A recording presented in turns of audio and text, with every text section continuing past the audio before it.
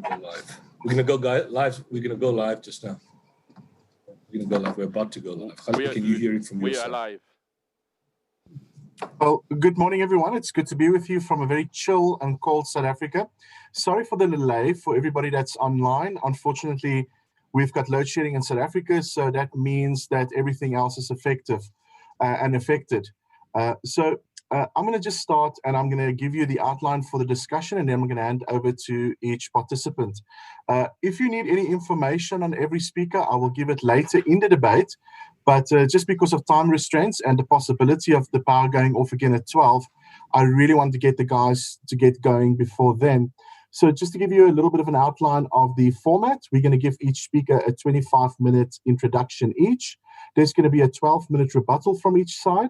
Then there will be a 15-minute cross-examination to each speaker. And then there will be a 3-minute closing statement that will be made from each participant. So, as you know, today's discussion centers around the Satanic verses. Obviously, one of the most controversial books in recent literary history was Salman Rushdie's The Satanic Verses, which I think was published almost 3 decades ago already. And so it is due for us to speak on these topics, obviously to give a basic and good account and a very deep perspective from both sides, both a Christian and a Muslim one. So without any delay, I just quickly want to introduce the speakers. Again, Samuel Green is here online all the way from Australia. Thank you for being here, Samuel. Always good to have you on. Thank you. Again, if you need any information from Samuel, he's got a website called engagingwithislam.org, and you can find a lot of material, a lot of written material, and a lot of tracts, etc., on that website. The other participant is also a friend, Yusuf Ismail. He's an advocate all the way from South Africa. He hails from KwaZulu-Natal, which we are jealous about, but we won't say it if we're in Johannesburg. But you are welcome to find information of Yusuf Ismail on the ipci.co.za site. And in doing so, you can get a lot of his debates materials are online as well. And as a result of that, obviously, you can have a look at that, and you are welcome to engage with Yusuf through that platform as well. Without any delay, gentlemen, I'm going to hand over to Samuel to start with his opening statement. Samuel, you've got 25 minutes. As soon as you start to speak, I will start the clock. And again, well done that you are here with us all the way from Australia. We won't bring up cricket or rugby, but you are welcome to start. And as soon as I hear your voice, I will start your 25 minutes.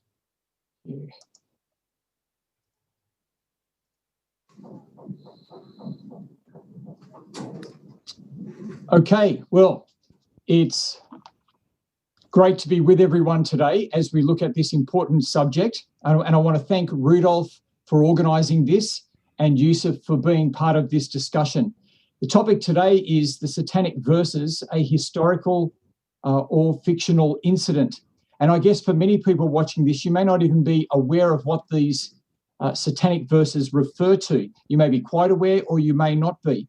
But today I'm going to be, I hope that this debate will be helpful for you in this regard and give you some insight as to what this issue is. And I'm going to be arguing that the Satanic Verses are, in fact, a real event in history. Now, the structure, come down here, come on. Why isn't my structure working? Go down.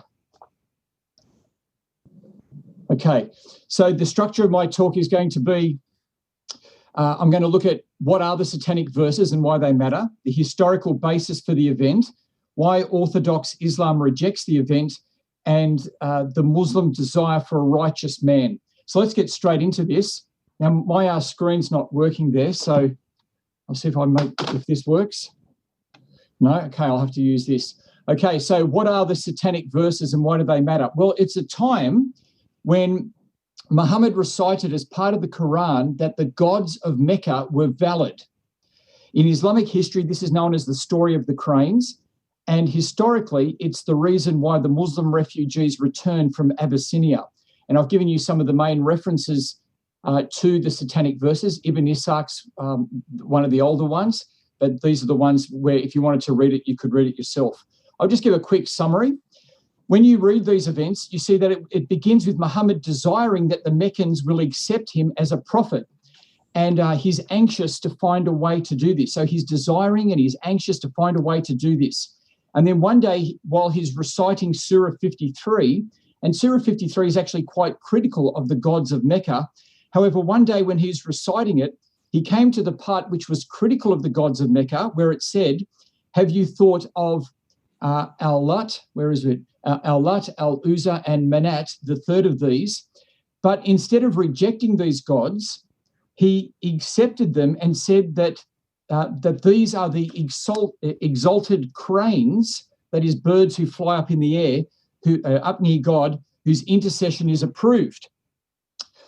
Now, we read that when the Quraysh, that is the Meccans, heard this, they were delighted and were greatly pleased at the way he spoke of their gods, and they listened to him. Then the people dispersed, and the Meccans, the Quraysh, went out delighted at what had been said about their gods, saying, Muhammad has spoken of our gods in splendid fashion. Now, what happens is that after this, after Muhammad says this, the Meccans then join in worship, in prostration with Muhammad. And the Muslim refugees, when they hear about this, begin to come back from Abyssinia. However, we read that the angel Gabriel came to the apostle and said, what have you done, Muhammad? You have read to these people something I did not bring you from God, and you have said what he did not say to you. And then we have Muhammad saying, I ascribed to, so Muhammad then confesses. He goes, I ascribe to Allah what he had not said. I have fabricated things against God and have imputed to him words which he has not spoken. And so these are, and then we're told that these are the words that were motivated by the actions of Satan working on Muhammad's desires. And then after this, Muhammad removes these verses from his recitation. Now, why does it matter? Well, it matters because Muhammad has been preaching monotheism, and now he's seriously compromised that. It also matters because Muslims say Muhammad is the perfect model, and so you should follow him in everything. And it also matters because if Muhammad could not tell the difference between Satan's inspiration to him, Satan's working on his desires, and the angel, then what assurance do we have for the rest of the Quran? Well, I want to look at the historical basis for this. And I want to actually say that it's overwhelming. The amount of evidence we've got for this is overwhelming. Shahab Ahmed is the main Islamic scholar in this area, and I just want to read a few of his quotes.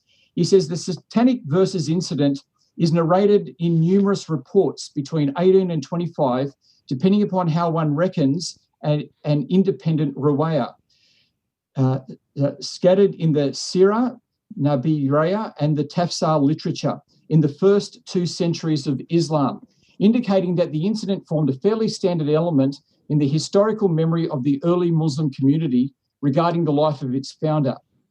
And then the next quote, we have repeatedly dated the reports of this Satanic verses incident to the late 1st and early 2nd centuries.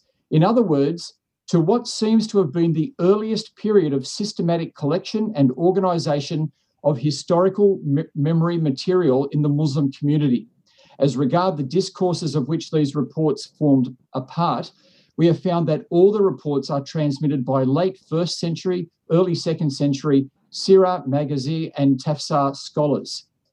And then his next point I want to bring up, the Satanic verses were being transmitted in almost every important intellectual center in the Dar al-Islam, that is in the domain of Islam, in Medina, Mecca, Basra, Kufa, Baghdad, Misisiya, Ray, Balkh, Samarkand, Sana, Fustat, and Kayran. And so I just want to make some observations with this. When we're talking about the Satanic verses, it's not just Salman Rushdie's book. These are actually the accounts of Muhammad's life from the earliest sources, from actually the time when Muslims started writing their history. That's where we find these accounts. And it's in the biographies and in the military campaigns and in the commentary. So it's in across all of the literature. And it's many different sources. There's 37 different reports that Shahab gives in his book. And the way when you look at those reports and the chains that go with them, showing where they come from, we can see that they're independent reports in what historians would call multiple attestation. That is, there are multiple people independent of each other telling the same thing. And every major Islamic center was transmitting this story. And it's just part of how the early Muslims told the life of Muhammad. Now, in terms of the criteria of embarrassment, this is a criteria that historians use, where if something's embarrassing, it wouldn't be invented. And it's hard to think of why the early Muslims would invent a story of Muhammad compromising his monotheism. It just doesn't make sense. The only reason they would be passing it on is that that's just what happened. I want to say that the Satanic verses, or the story of the cranes, when we look at the Islamic sources, because of the independent sources we've got, the multiple attestation, the number of sources, all of these things, when we bring them together, the early date, it is beyond reasonable doubt. It's historically overwhelming, and there is no reason to reject this account of Muhammad's life. Now, however, in spite of this overwhelming historical evidence in the Islamic sources, Orthodox Islam rejects the Satanic verses as a fictitious event and a made-up story. And in the Study Quran, in pages 841 and 1292, they give 5 reasons for why Orthodox Islam doesn't accept them. And so what I'm going to do now is I'm going to quickly go through these, and I'm going to look at each reason and show how they're not valid, and then I'll explain the real reason why Orthodox Islam rejects the Satanic verses. So let's look at the first of these. The first reason is that they say it's contradictory accounts. They're confusing accounts. Now, I've read the 37 accounts in Shahab's work on this, and they're actually not contradictory. They're highly similar. They all have exactly the same basic elements, and they're clearly referring to the same event. So that's just not true to say they're contradictory.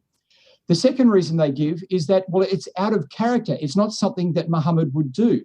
But I want to say it's completely consistent with what Muhammad would do.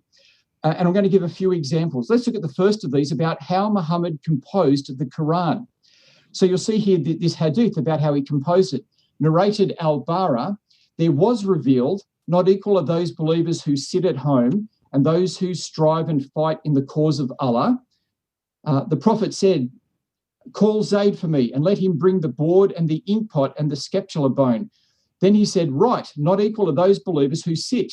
And at that time, Amir bin Maktam, the blind man, was sitting behind the Prophet. He said, O Allah's apostle, what is your order for me as regards to the above verse, as I am a blind man? So instead of the above verse, the following verse was revealed. Not equal are those believers who sit at home, except those who are disabled and those who strive and fight in Allah's cause. Now you can see that you've got the verse is said at an early stage up here in 949, and then a blind man says, hang on, I can't fight. I can't go and fight. How is this verse fair to me? And so you see down here that Muhammad then recites it with, except those who are disabled. And so we see that Muhammad was composing the Quran in response to how it was received by people. And that's completely consistent with the Satanic verses. Next, we see that it's consistent, Muhammad's character is consistent with the Satanic verses because his desires often shaped the content of the Quran. This is narrated al-Bara. The Prophet prayed facing Beit al-Maqdis, that is Jerusalem, for 16 or 17 months. But he wished that his Qibla, that is his direction of prayer, would be at the Kaaba in Mecca. So Allah revealed chapter 2, verse 144, and he offered the Ansar prayer in his mosque facing Mecca. And so you see how Muhammad desired for the direction of the change of prayer, and then a verse comes from Allah saying that. In fact, we have Muhammad's desires reported by his wife, one of his wives, where she says, narrated Aisha, I said to the Prophet, I feel that your Lord hastens in fulfilling your wishes and desires. The final one I'll look at is how Muhammad incorporated as much of the Meccan religion as he could to make it easy for the Meccans to accept him. So this is narrated Zayd bin Aslam. from his father, who said, Umar bin al-Khattab, Katabi, addressed the corner, that is the black stone, saying, by Allah, I know that you are a stone and can neither benefit nor harm. Had I not seen the Prophet touching and kissing you, I would never have touched and kissed you. Then he kissed it and said, there is no reason for us to do Ramal and Tawaf, except that we wanted to show off before the pagans, and now Allah has destroyed them. Umar added, nevertheless, the Prophet did that, and we do not want to leave it. Now here we have Umar being very uncomfortable about having to continue the pre-Muslim practice of kissing and honouring the black stone, because it was part of their idolatrous worship.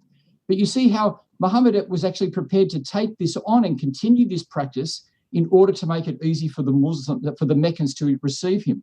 And thus, Muhammad's methodology was to incorporate as much of the pre-Islamic religion as possible to make the Meccans accept him.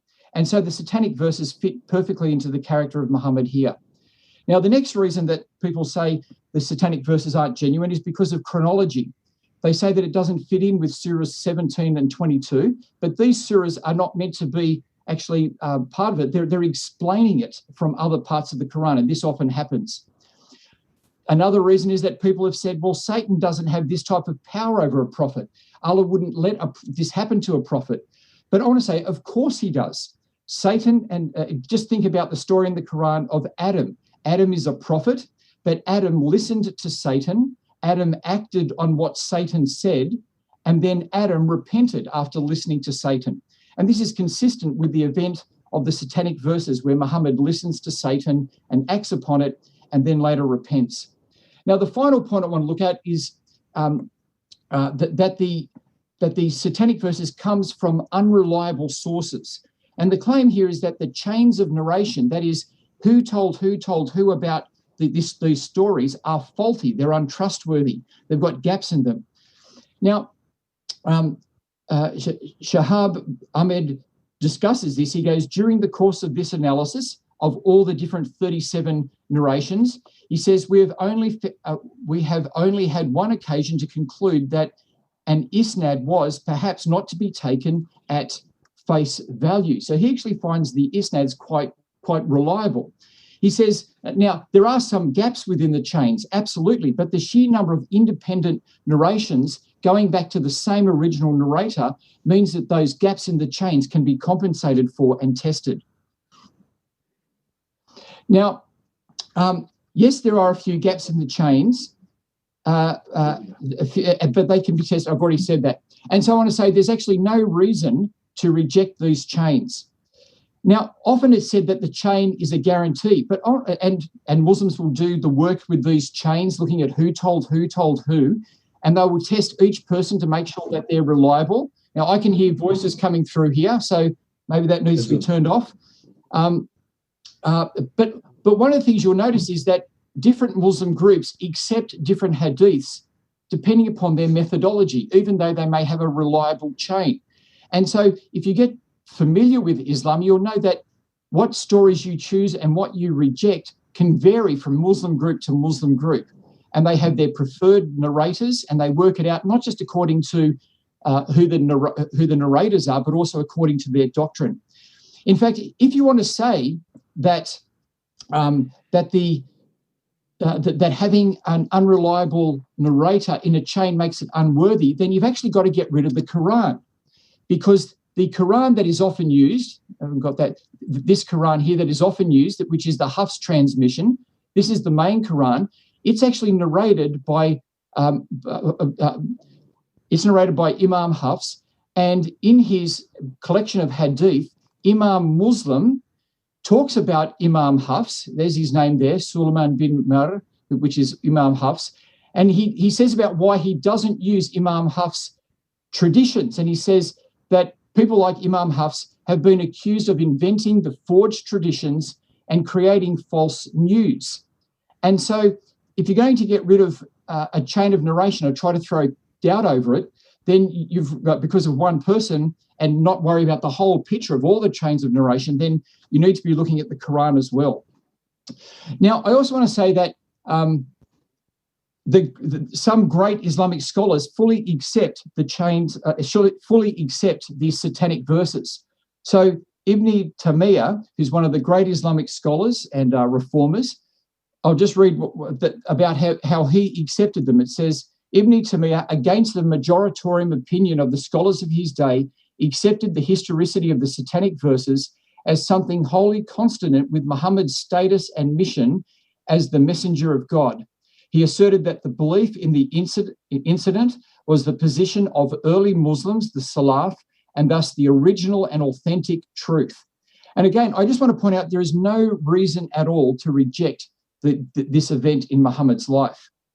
Now, Orthodox Islam rejects the satanic verses not on historical grounds, but because of its developed doctrines in the 3rd to 6th centuries. Now, this is the idea that the prophets were protected from sin. But this idea develops later in Islam's history, this doctrine, and then it's used as a basis for editing Islamic history and determining what will be genuine history and what can be acceptable history.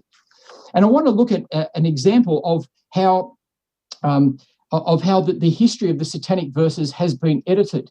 Now, as I've showed you already, in Ibn Ishaq's book on Muhammad's life, which is one of the very earliest ones, if not the earliest ones, he records the satanic verses. But Ibn Ishaq had a student called Ibn Hisham, and Ibn Hisham writes his own account of Muhammad's life, and this is what he writes up here as to his methodology. He says, God willing, I shall begin this book of the Prophet's biography and omitting some of the things which Ibn Ishaq has recorded in his book, things which it is disgraceful to discuss, matters which would distress certain people. So you see, he's actually saying that he's read Ibn Ishaq's book, but what he's not going to pass on are things that are distressing or might seem disgraceful. And so when we read Ibn Ishaq's book, and I've got it here, you can see it there. Ibn Hisham's book, there's no satanic verses in it. So the satanic verses are in his teacher's book, but when the student makes the book, because of this development in theology that the prophets can't sin, we find that it's taken out. And when it comes to hadiths, we read from a man who explains the hadiths that traditions containing certain remarks of the prophets as may not be part of his prophetic vocation or such expressions as are clearly unsuitable for him should be rejected. So my point here is that Muslims don't just reject hadiths because of the chains of narration. You can have a perfectly good chain of narration, but if it's not suitable, if it doesn't fit in to what Muhammad should be like, if it's disgraceful or something, then it's rejected. Now, I want to suggest to you that that is not how you do history. You don't just do history of good sources by rejecting the good sources because it's disgraceful or it doesn't fit in or it's not suitable. I want to particularly look now at how Imam Bukhari records the satanic verses. So you see, he narrated Ibn Abbas. The prophet prostrated while reciting An-Najm, which is Surah 53, which is what we read about before. And with him prostrated the Muslims, the pagans, the jinns, and all human beings. And so you see how Imam Bukhari, he really reflects that view of, he's really culled it right down. He's sanitized the original story. So it has Muhammad reciting Surah 53. It has everybody prostrating, even the unbelievers prostrating and worshipping with him, but it doesn't give us any of the details. And so you can see how he's sanitized it and edited down the story to make it, to improve Muhammad and to have Muhammad fit into Islamic doctrine.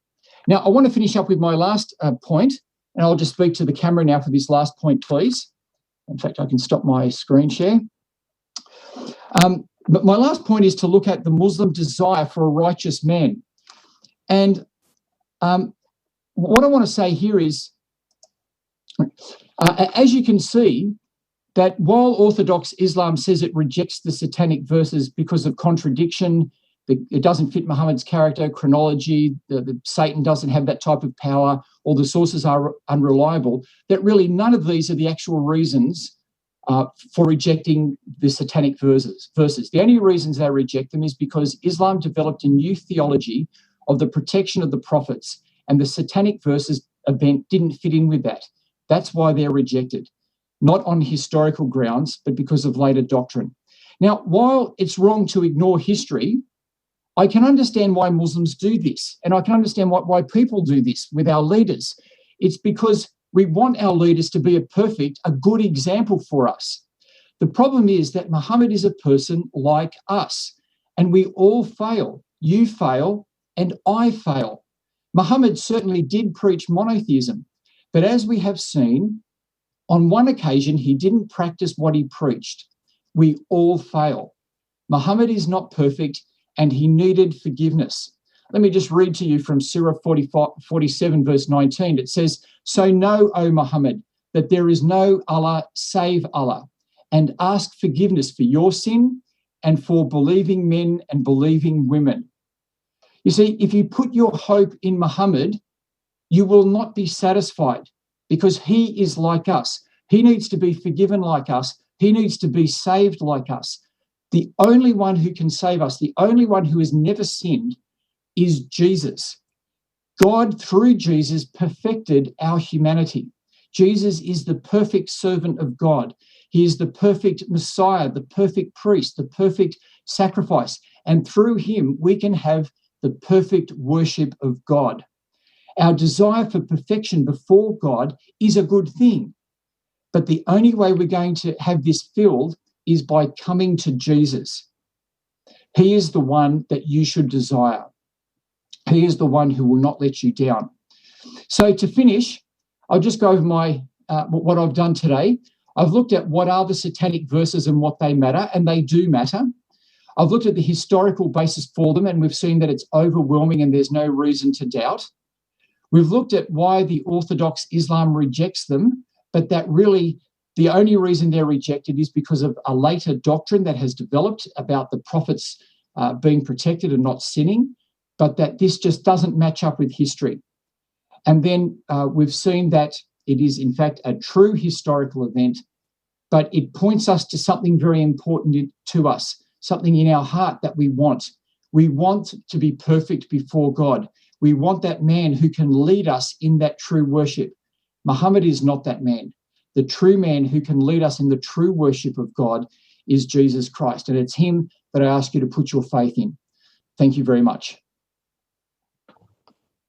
Thank you, Samuel. You've got 30 seconds left, which is good timing on your part. Yusuf, over to you. 25 minutes. I'll start the clock as soon as you start speaking.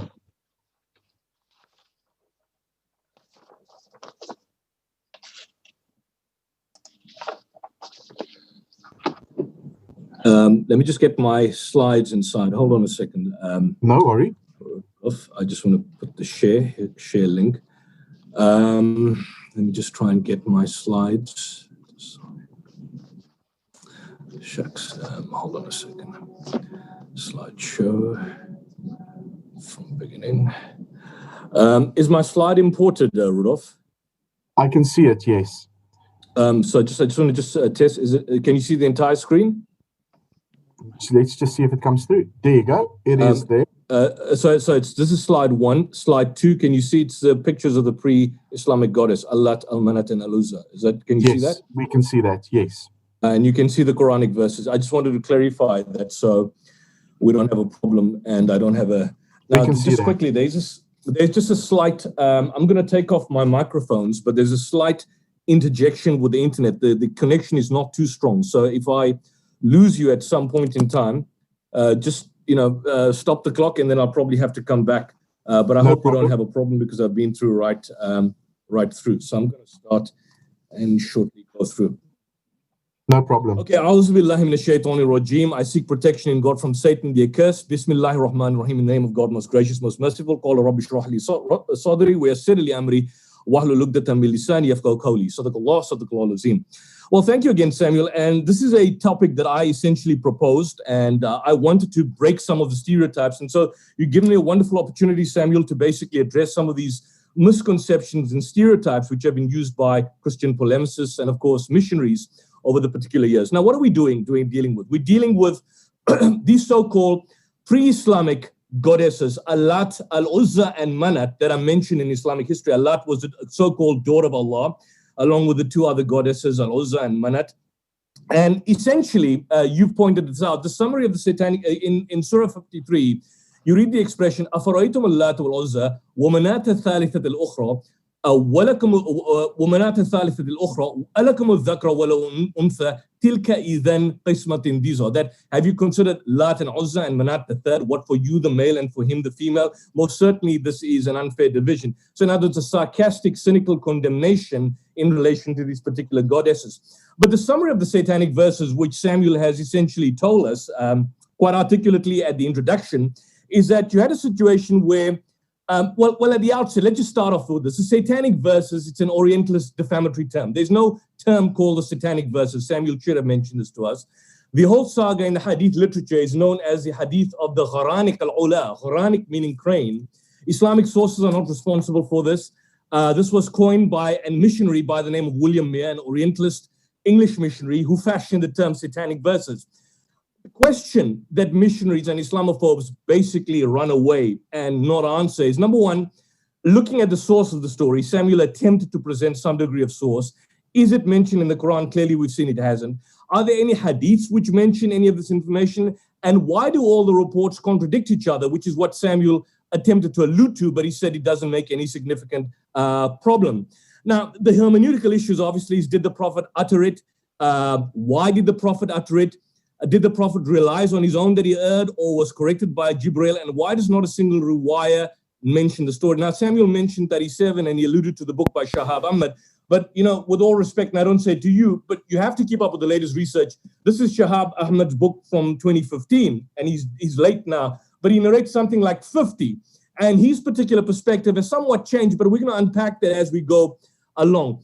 Essentially, the background is that the first batch of Muslim immigrants migrated to Abyssinia. They apparently temporarily returned to Mecca based on the rumor of a compromise between the Quraysh and the Prophet. And what you find is that At-Tabari, Al-Waqidi, and some others reproduce a report in which there's a dozen different versions, and there are many chains of narrations which in effect state that as a result of the compromise, they essentially returned. And basically, the increasing enmity then continued after the compromise was not fulfilled.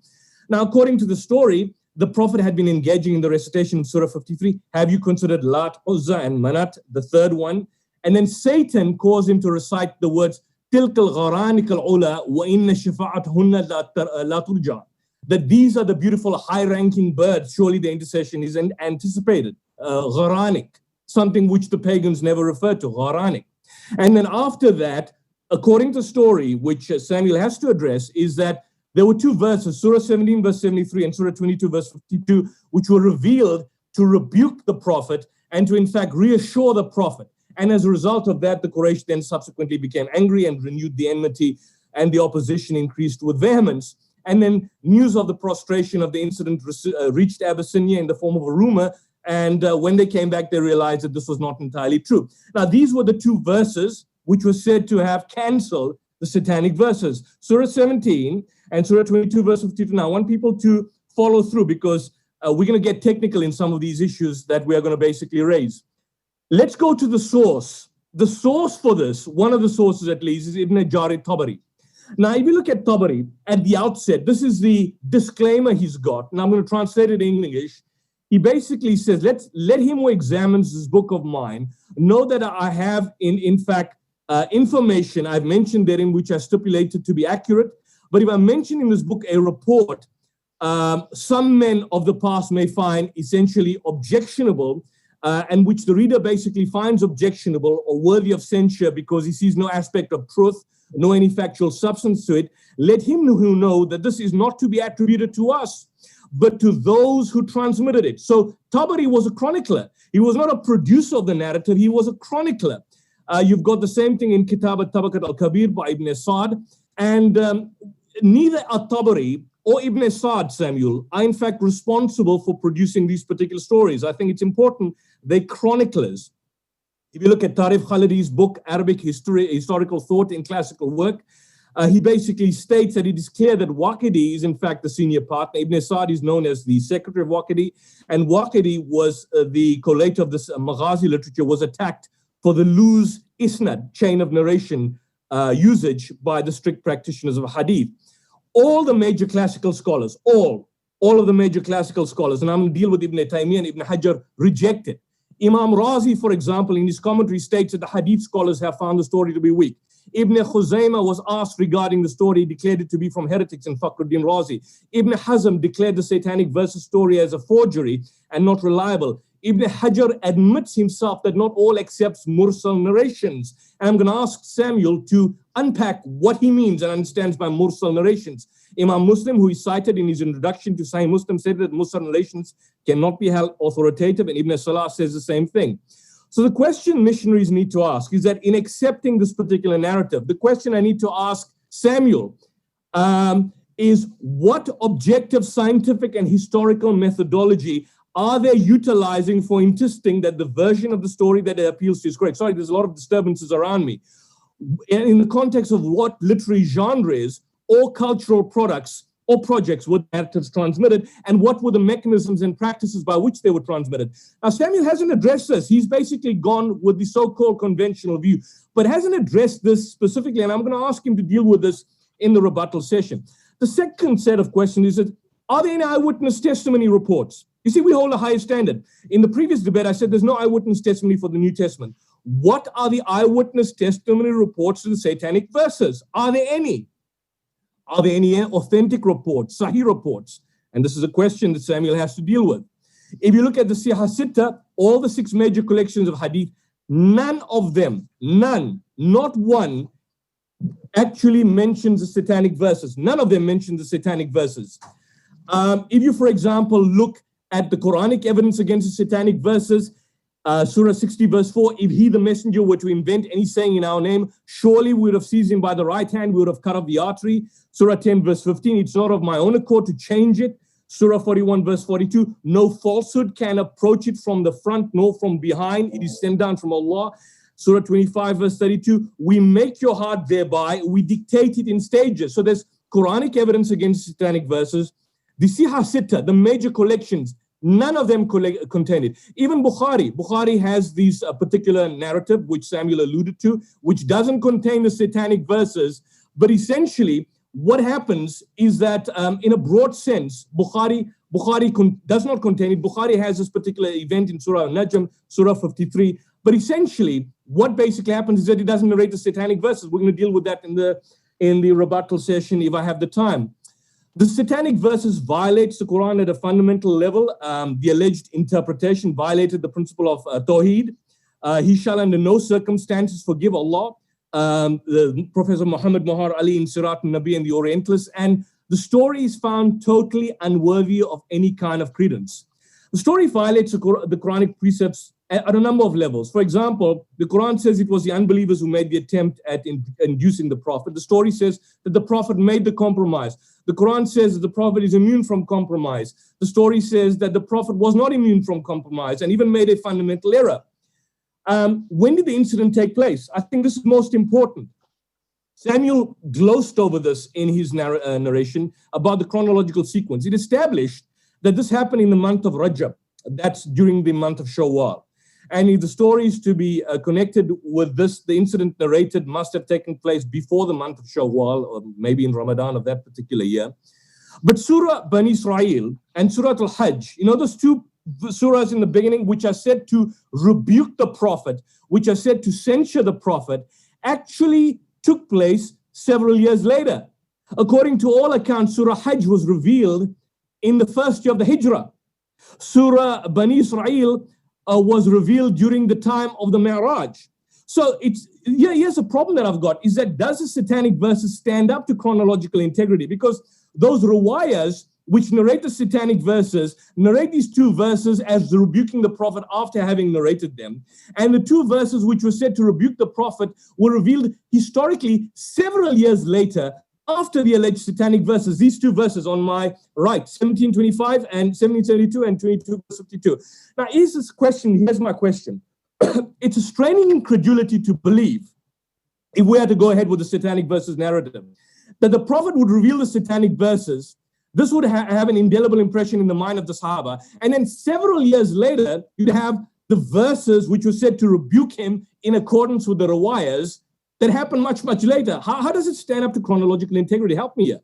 I mean, the alleged disapproval of the Prophet's allegation was made 5 years after its commission, whilst a notice of repeal was given basically during the first year of the Hijrah. I mean, no one can accept this kind of absurd explanation. Reductio ad absurdum. Alternatively, if it is assumed that the passages in question were each separately from the context of the satanic verses, but here's the problem. The riwayah mentioned 22 verse 52 and 17 as rebuking the Prophet, but those verses historically were revealed several years later. So how can the satanic verses according to riwayah was just intermittent, but those verses which were said to rebuke him were revealed much, much later. So it doesn't make sense. It doesn't fit in chronologically. Other question which Samuel, I want him to deal with, why were the satanic verses not incorporated in Surah Hajj? How come they were kept separately for such a long time? And so the point is that the storytellers have forcibly and unnaturally attempted to fit the passages in the story. And that's essentially what Christian polemicists rely upon. Now, generally speaking, Samuel and others like him within the polemical discourse that they operate, they normally appeal to authentic recitings like Ibn Kathir and Bukhari and so on and so forth. Why is it in this instance here alone, they are repeating the narratives which is mursal? Mursal goes to a tabi'i, not even an authentic report to the Sahaba, with the exception of Ibn Abbas, who was not an eyewitness, by the way. And again, it's too convenient for the satanic verses to be revealed. Why do I say that? Because at the beginning of Surah Najm, you read, وَمَا يَنْتِقُ عَنِ الْحَوَىٰ إِنْ هُوَ إِلَّا وَحْيُ يُوحَىٰ عَلَّمَهُ شَدِيدُ الْقُوَىٰ. He does not speak out of his own. It is not but a wahi, communication to him. So it's highly convenient to believe that at the start of the surah, there's an emphasis that the Prophet will not err. And then midway, you'd have a situation where the satanic verses are revealed. And so missionaries are basically clutching at straws. It's unthinkable that after announcing at the beginning of the surah that he has not gone astray, and then in the middle of the surah, he's gone astray. It doesn't make sense. And the question I want to ask Samuel is, does this reconstruction make sense? Let's look at the reconstruction of the satanic verses. Reconstruct A, and this is done by Nikolai Sinai. Consider Lat, Al-Uzza, and Manat, the third one. These are the high-flying cranes whose intercession is to be hoped for. Are you to have the male and to him the female? That would be a most unjust division. Is man to have everything he wishes for in the present life and the life to come belong to only God? Now, does that make sense? Does it make sense that on the one hand, they are being praised, and on the next, they're being condemned? Or in the opening chapter, consider Lat, Al-Uzza, and the third, Manat. It's sarcastic, cynical recitation of the gods and goddesses. Does that make sense in any capacity whatsoever? Or reconstruction B. Consider Lat, Al-Uzza. These are the high-flying cranes whose intercession is to be hoped for. And then it goes on, what are you to have the male and to him the female? In other words, in reconstruction B, you've got the satanic verses, and then straight 24, 25, is man to have everything he wishes for when the present life and life to come belong to only God. It doesn't make sense, Samuel. That's the point. And I'm telling to missionaries, how do you believe in a narrative where linguistically and contextually the satanic verses does not make sense when you enter them into the passage? And this is how the riwayas narrate the incident of the satanic verses in relation to what we have. Now, I've got here an oxymoron. For example, the equivocation. Donald Trump is a good, honest, and moral man and the greatest president ever. However, he raped pornographic actors and prostitutes and amassed wealth through fraud. The United States will never have such a good president like Donald Trump. Or the ANC is an honest, trustworthy, and legitimate government. It has engaged in 10,000 acts of corruption over the last decade. We need more honest and dedicated governments like the ANC. Now, what does this tell you, folks? This tells you that contextually, the greatest argument is it does not make sense, even on the assumption that the riwayah are accurate, which Samuel is appealing to, and I've shown you they're not. Look at this. You can't say they're high-flying cranes. What, are you to have the male and to him the female? That would mean, so you can't praise them and condemn them at the same time. You can't praise them and condemn them at the same time. Nikolai Sinai, the Quranic scholar, makes a question, does any of the hypothetical reconstructions make sense? He says, reconstruction A is clearly contradictory. For verses 21 and 22, if they are to be interpreted in the sense that God does not have female deities, whilst the Quranic verses admit the existence of these deities. Reconstruction B eliminates verses 21 to 22 from the text, doesn't stand up to scrutiny. From the verses that immediately follow the Quranic verses, reconstruction are verses 24, 25, and a castigation upon man. But the scathing denouncement that you find is reconcilable with the conciliatory attitude. So if it is assumed that the Prophet wanted to conciliate with the pagan Quraysh, then why would he condemn them in the outset of the verse? And why would he basically refer to them sarcastically in the verse subsequent or that goes along with the satanic verses? The reconstruction 1 and 2 is highly unlikely. The contextual analysis of the verses 19 to 20 is something in hadith criticism called istifham qari, derogatory question. Even in English, you don't speak of this when you speak about someone honorable, and I gave the example of Donald Trump. From criticism to praise to criticism, it does not make sense linguistically and contextually, and Samuel has to address this. This is Nikolai Steiner. He's written a book called The Quran, The Historical Critical Introduction, and I urge Samuel to get a copy of this. And he concludes that one must therefore conclude that the Quranic verses are apocryphal, Nikolai Steiner states, and not part of the surah. John Burton, for example, says the same thing. John Burton was a student of John Wansborough, and quoting John Burton, he says it makes sense to accept Burton's explanation that the Quranic incident is a fictitious occasion of revelation, albeit one that proved to be a grave liability for latent theological conscientious Muslims. John Burton, I urge Samuel to get the copy of his journal, peer-reviewed journal in the Journal of Semitic Studies, 1970, volume 15, number 2, page 265, that there should be no further difficulty in suggesting that those hadiths have absolutely no historical basis. And there did exist a compelling theoretical motif for the invention of these so-called infamous hadiths. If you look at the narratives, is that the examination do not stand up to any kind of scrutiny. Why does not a single companion of the Prophet narrate this incident? None of the report is contemporary or an eyewitness. Apart from the report being mursal, all the versions suffer from the isnad persons who were considered weak, unreliable, or majhul. There are several breaks or chains in the narrators, which Samuel has already agreed upon, but he sees no problem in relation to this. Not one of the satanic verses narratives agree in any material respect. You see, you mentioned reasonable doubt, beyond reasonable doubt, but for a test of beyond reasonable doubt, there cannot be contradictions on material respects. For example, if you have contradictions on the occasion of the incident, the nature of the Prophet's alleged act, the wording of the elect satanic verses, the effect, the sequel. In the occasion, in one instance, it says the Prophet was praying at the Kaaba. In another instance, it says he was praying at the Kaaba along with the companions. Another instance, it says he was talking to the unbelievers. Another instance, it said that the surah had already been revealed, and later the unbelievers came to hear about it. Then you have another instance which says that no, the unbelievers approached the Prophet and asked him to make such concessions in relation to the occasion of the incident. The nature. In one incident, it says that Satan threw the alleged verses in. Another incident, it says the Prophet uttered them because of his wish to deliver the satanic verses. Another incident, it says there were notes of interrogation. Another incident, it said that the Prophet uttered them without giving reason. Another incident, it says that Satan himself imitated the Prophet's voice. Another incident, it says that someone from amongst the unbelievers uttered the alleged verses. Now, these are contradictions in the narratives, contradictions in the incident, and contradictions in relation to the reactions. Because in one incident, it says the unbelievers were pleased and prostrated. In another incident, it says Al-Walid ibn Mughira and Abu Uhayya did not prostrate. In another incident, it says all prostrated. In another incident, it says the unbelievers heard the satanic verses, but the believers did not hear them. All the versions unanimously show no objection. And Samuel speaks about 37. But in this book, he speaks about 50 in Shahab Ahmad's latest book, which is based on his thesis, more and updated. 50, analyzes 50.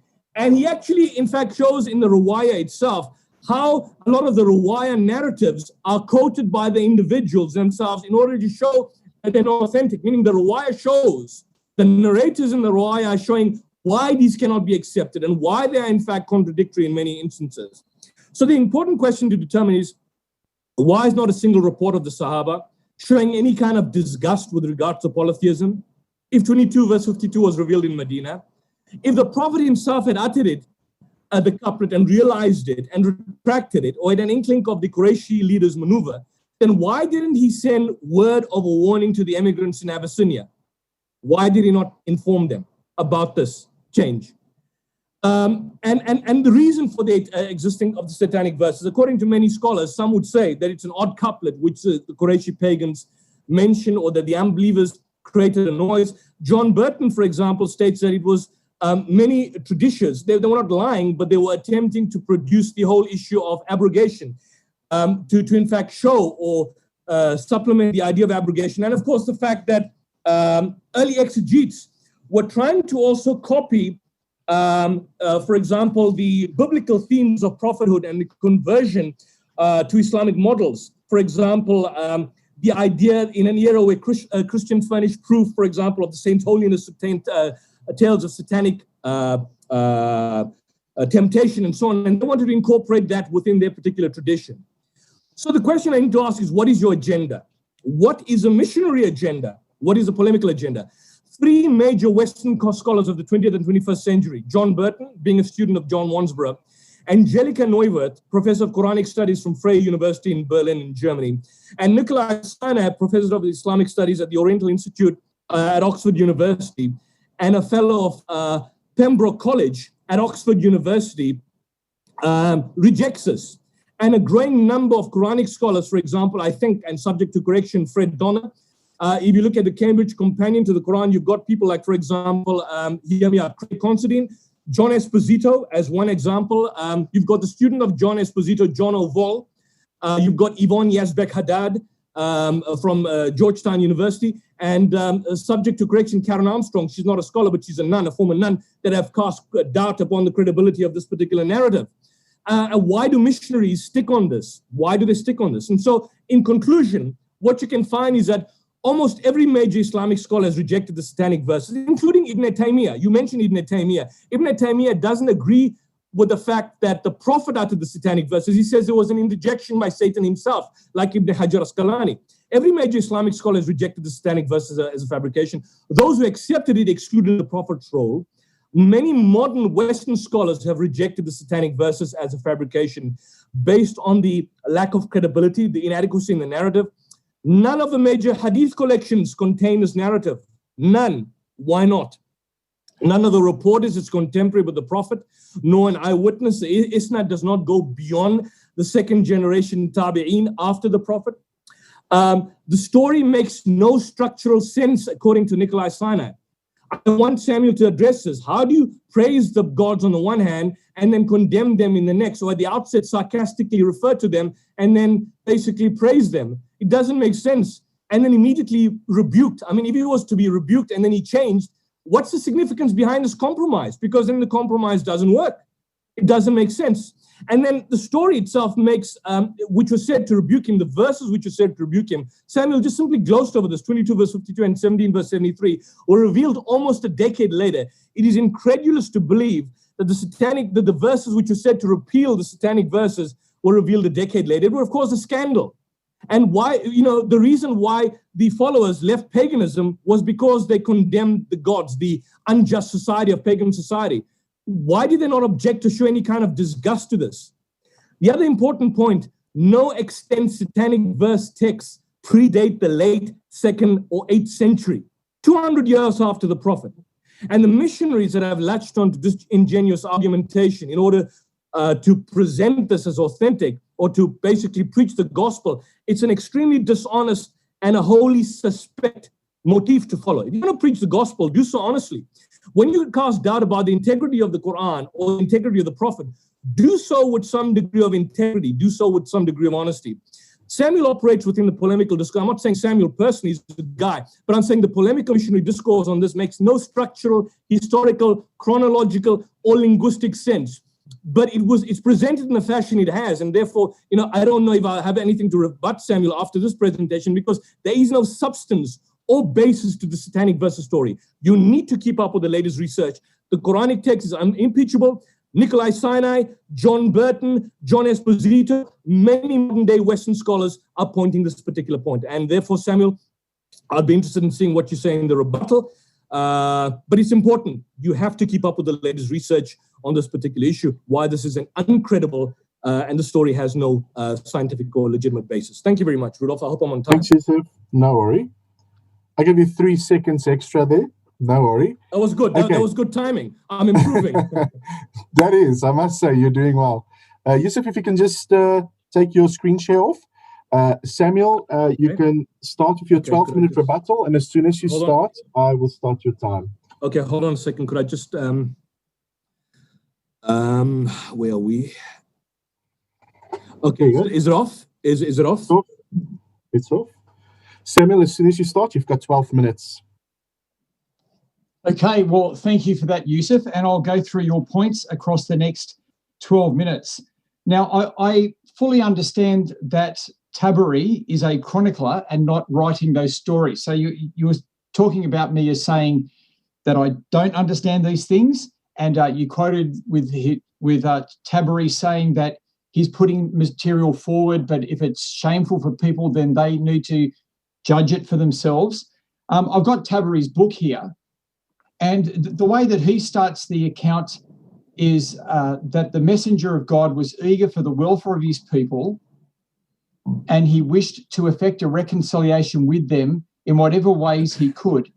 It said that he wanted to find a way to do this, and what happened was what follows. And then he begins to quote all the hadiths. And so, at Tabari, he still makes his own decisions. And when you actually read the way he introduces it, he's not casting doubt over it when you actually read it. He's just saying, here's the situation and here's what it says. And he goes on from there.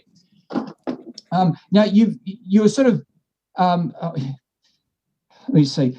I thought I did mention that it's called The Story of the Cranes. So just to correct that there, I'm pretty sure I did mention that. Maybe I didn't. You said, no, it's not in the Quran. Well, of course it's not in the Quran. That's the whole point of the story. As I showed in the hadiths about how Muhammad composed the Quran, within Sahih Bukhari itself, it shows how Muhammad would say a verse, get feedback from people, then edit the verse into its final form. And so what we have in the Quran today is not what was happening at the time. It's what Muhammad finally came to, if we assume that it's all from Muhammad. I'm not going to get into that now. And so this sort of has to do with your references to Surah 17, verse 73 and 22:52, which you say chronologically fit at a different time.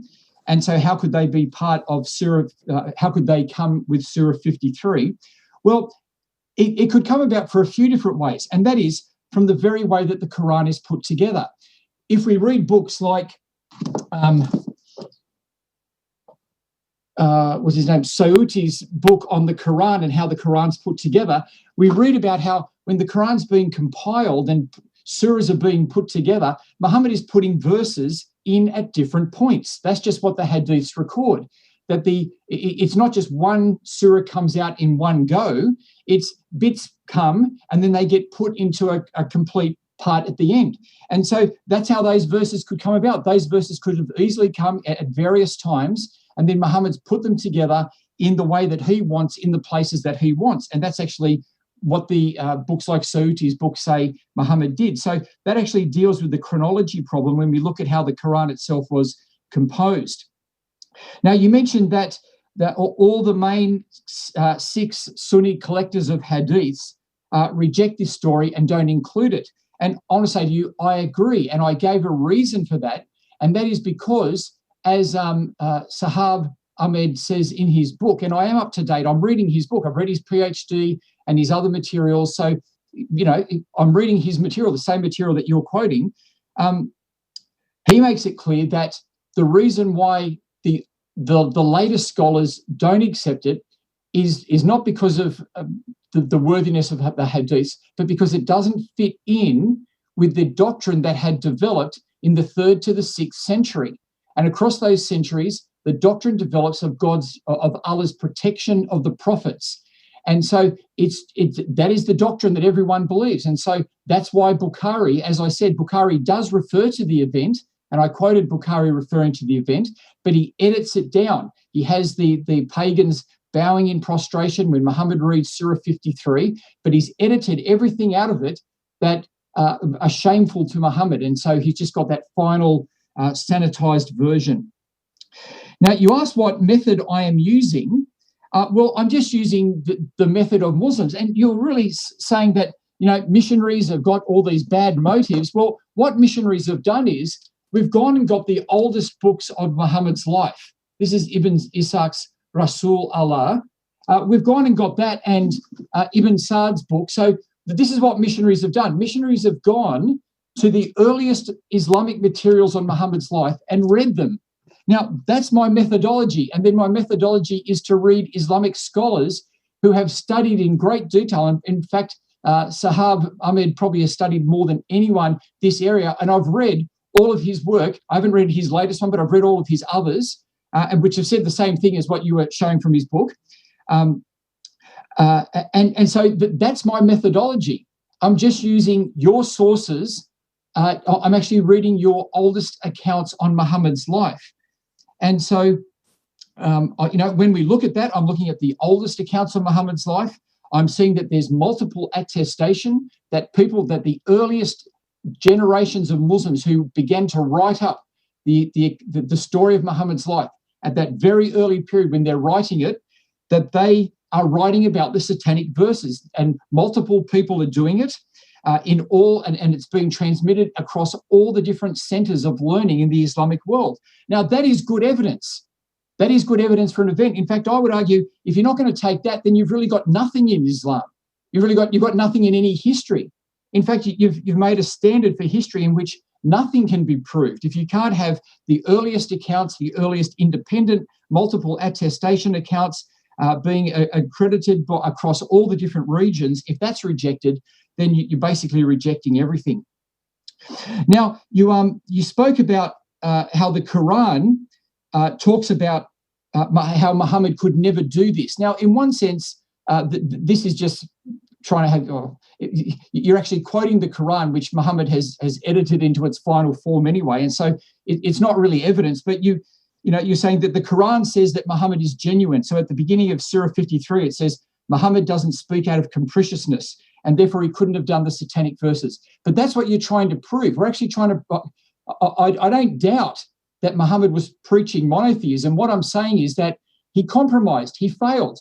All people fail at some stages, and at this time he failed. It doesn't mean he wasn't preaching it. It doesn't mean he wasn't teaching it, right? You can teach a message and then fail to keep it. So just saying, but that's his message means he couldn't have done it. Well, that's just to deny human behavior, that people fail to live up to their own standards sometimes. Now, you referred to, I think it was 69, Surah 69 or 60, where it says that, let me just see if I can get it here, where it says that if the apostle were to invent any sayings in our name, we would certainly seize him by the right hand, and then we would have cut his life aorta, his arteries. And so it's Surah 69, verse 44 to 46. And so you say, well, the Quran says that Muhammad couldn't have made something up in Allah's name because the Quran says that if he did, that Allah would cut his aorta, would kill him for doing so. But it's very interesting. If you go to Sahih Bukhari, volume 5, book 59, hadith 713, we read this, and it's about the death of Muhammad.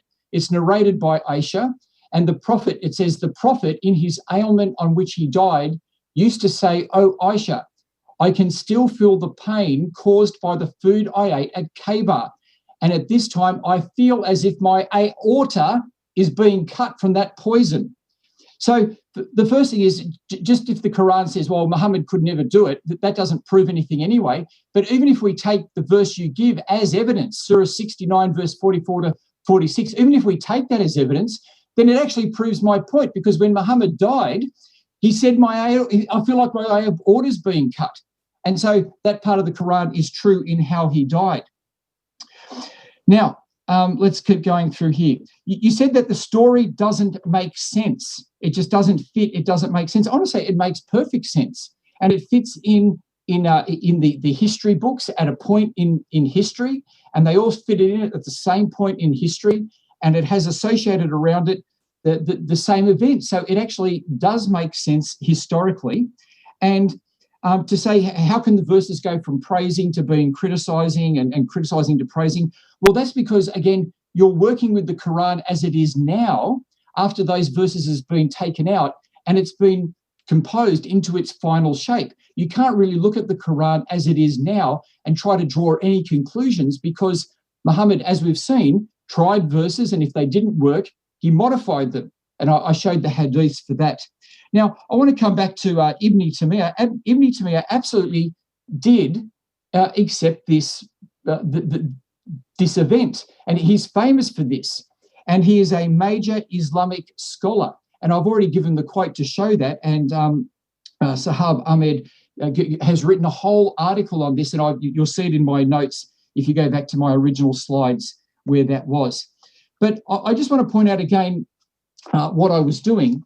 So what I've done is I've tried to take the Islamic sources on their own terms. That is, I haven't imposed upon them from some Christian source. I've just gone back and read the earliest accounts on Muhammad's life. And then I've read the scholars who read these accounts. And what they've said is that across all of the early accounts, when they started to write up the story of Muhammad's life, that they all had this story of the satanic verses in them. And we saw that there is really good basis for this across the sources being early, being written in the biographies, the Sirat, the Tafsir, and the magazine. There are many sources. It's been transmitted across many different across all the main Islamic learning centers, and that there's no reason to reject it. The only reason Muslims reject it is because it doesn't fit into later doctrine. It doesn't fit into this later teaching that the prophets were sinless. But as I've pointed out, we actually do want sinless leaders. And so I can empathize with Muslims who want Muhammad to be the best. They want Muhammad to be sinless. I can understand why you want that. But what I want to say is we cannot look to our leaders, be it Muhammad or any of our other leaders in this world. Our leaders, like us, have a human nature that is sinful, and we fail. There is only one man whom God has worked through, the man Jesus Christ. He is the one who has perfected our humanity. He is the perfect king, the perfect Messiah, the perfect priest, the perfect sacrifice. He is the one who offers the true worship to God and perfects our humanity for us. And he is the one that we should put our hope in. Muhammad was like us. He compromised like us, as we all do. But God has given us a better hope in Jesus. Thank you very much. Thank you, Samuel. I gave you that 3 seconds back that Yusuf just got Mahala in the previous session. Yusuf, over to you. You're welcome to start. As soon as you start, I'll start your 12 minutes. You're muted, Yusuf. Still muted? Can you hear me now? That's perfect. That's perfect. Okay, I just want to take my headphones off because I can't speak with headphones, unfortunately. All right, just hold on a second. All right. No problem. Okay. I'll just get this clear. I'm just getting my timing correct, so I just want to put that correct. Okay, thank you, Samuel. Again, I'm disappointed that you haven't actually interacted with some of the key issues that I basically dealt with. And I'm going to go through this quickly. Firstly, you raised the issue of the criterion of embarrassment. Now, this is like, debating Mike Licona or William Lane Craig, criterion of embarrassment in discussing the resurrection narratives and trying to now look at it from the perspective of satanic verses, which is a different paradigm and context in which they were purportedly revealed. The principle of embarrassment can only be applied once you know who a person is. And if you look at me, I've demonstrated in the entire debate, the chains regarding the story are broken and they are missing people in the chains. We don't know who these people are. That's what you call mursal. So it's not a question to just simply say that Muslims are rejecting it because they find this uncomfortable. I mean, if they were authentic Sahih narrations, Muslims would go all out of their way to try and provide some sort of apologetic motif to this narrative. But the reality is that the story is mursal. This is what it's called, mursal. And I'm going to ask you, what's your understanding of mursal and the difference between that and Sahih in the context of these satanic verses? We don't know if they're Muslims. We don't know if they're non-Muslims. We don't know if they're hypocrites acting as Muslims and purposely spreading lies. So if you are not sure who the people in the missing links are, how can you then apply the principle of embarrassment? I mean, this is a question we need to ask. You can only apply a principle of embarrassment if you know that the person is a trustworthy Muslim who definitely would have no motive to lie and make up something derogatory of the Prophet. And for all we know, the people in the missing link could be known for fabricating narration. So you can't apply the criteria of embarrassment to people who are unknown. You're not sure who the people in the missing link are. You can't confidently go ahead and apply that particular principle to your case. You then basically mentioned about, the issue of the consistency with the Quran, that it's consistent with the Quran. Quran says other prophets also listened to Satan. Adam is said to have been tempted. Well, and then you take an issue with that, and the Quran mentions that, but that's similar to the biblical narrative, with the exception that in the Bible, you find that the woman is blamed for the sin, and male oppression is entrenched in the Bible in Genesis chapter 3, verse 16. And the woman, he said, I'll greatly multiply your sorrow, and your conception, in sorrow shall you conceive, and your desire shall be to your husband, he shall rule over you. The Quran repeatedly, on the other hand, says that Allah protected it against the possibility of being tampered, in a general sense. Now, you may argue it's circular, but I've showed you that it's not just simply circular. The alleged interpolation violates the fundamental teaching of the Quran, monotheism, tawheed, and that constituted the offense of shirk. Now, if people followed the Prophet on the basis of monotheism, ask yourself this question: would they not have left him based on this compromise that he was now suddenly making? And the fact that the Quran says he shall no longer forgive.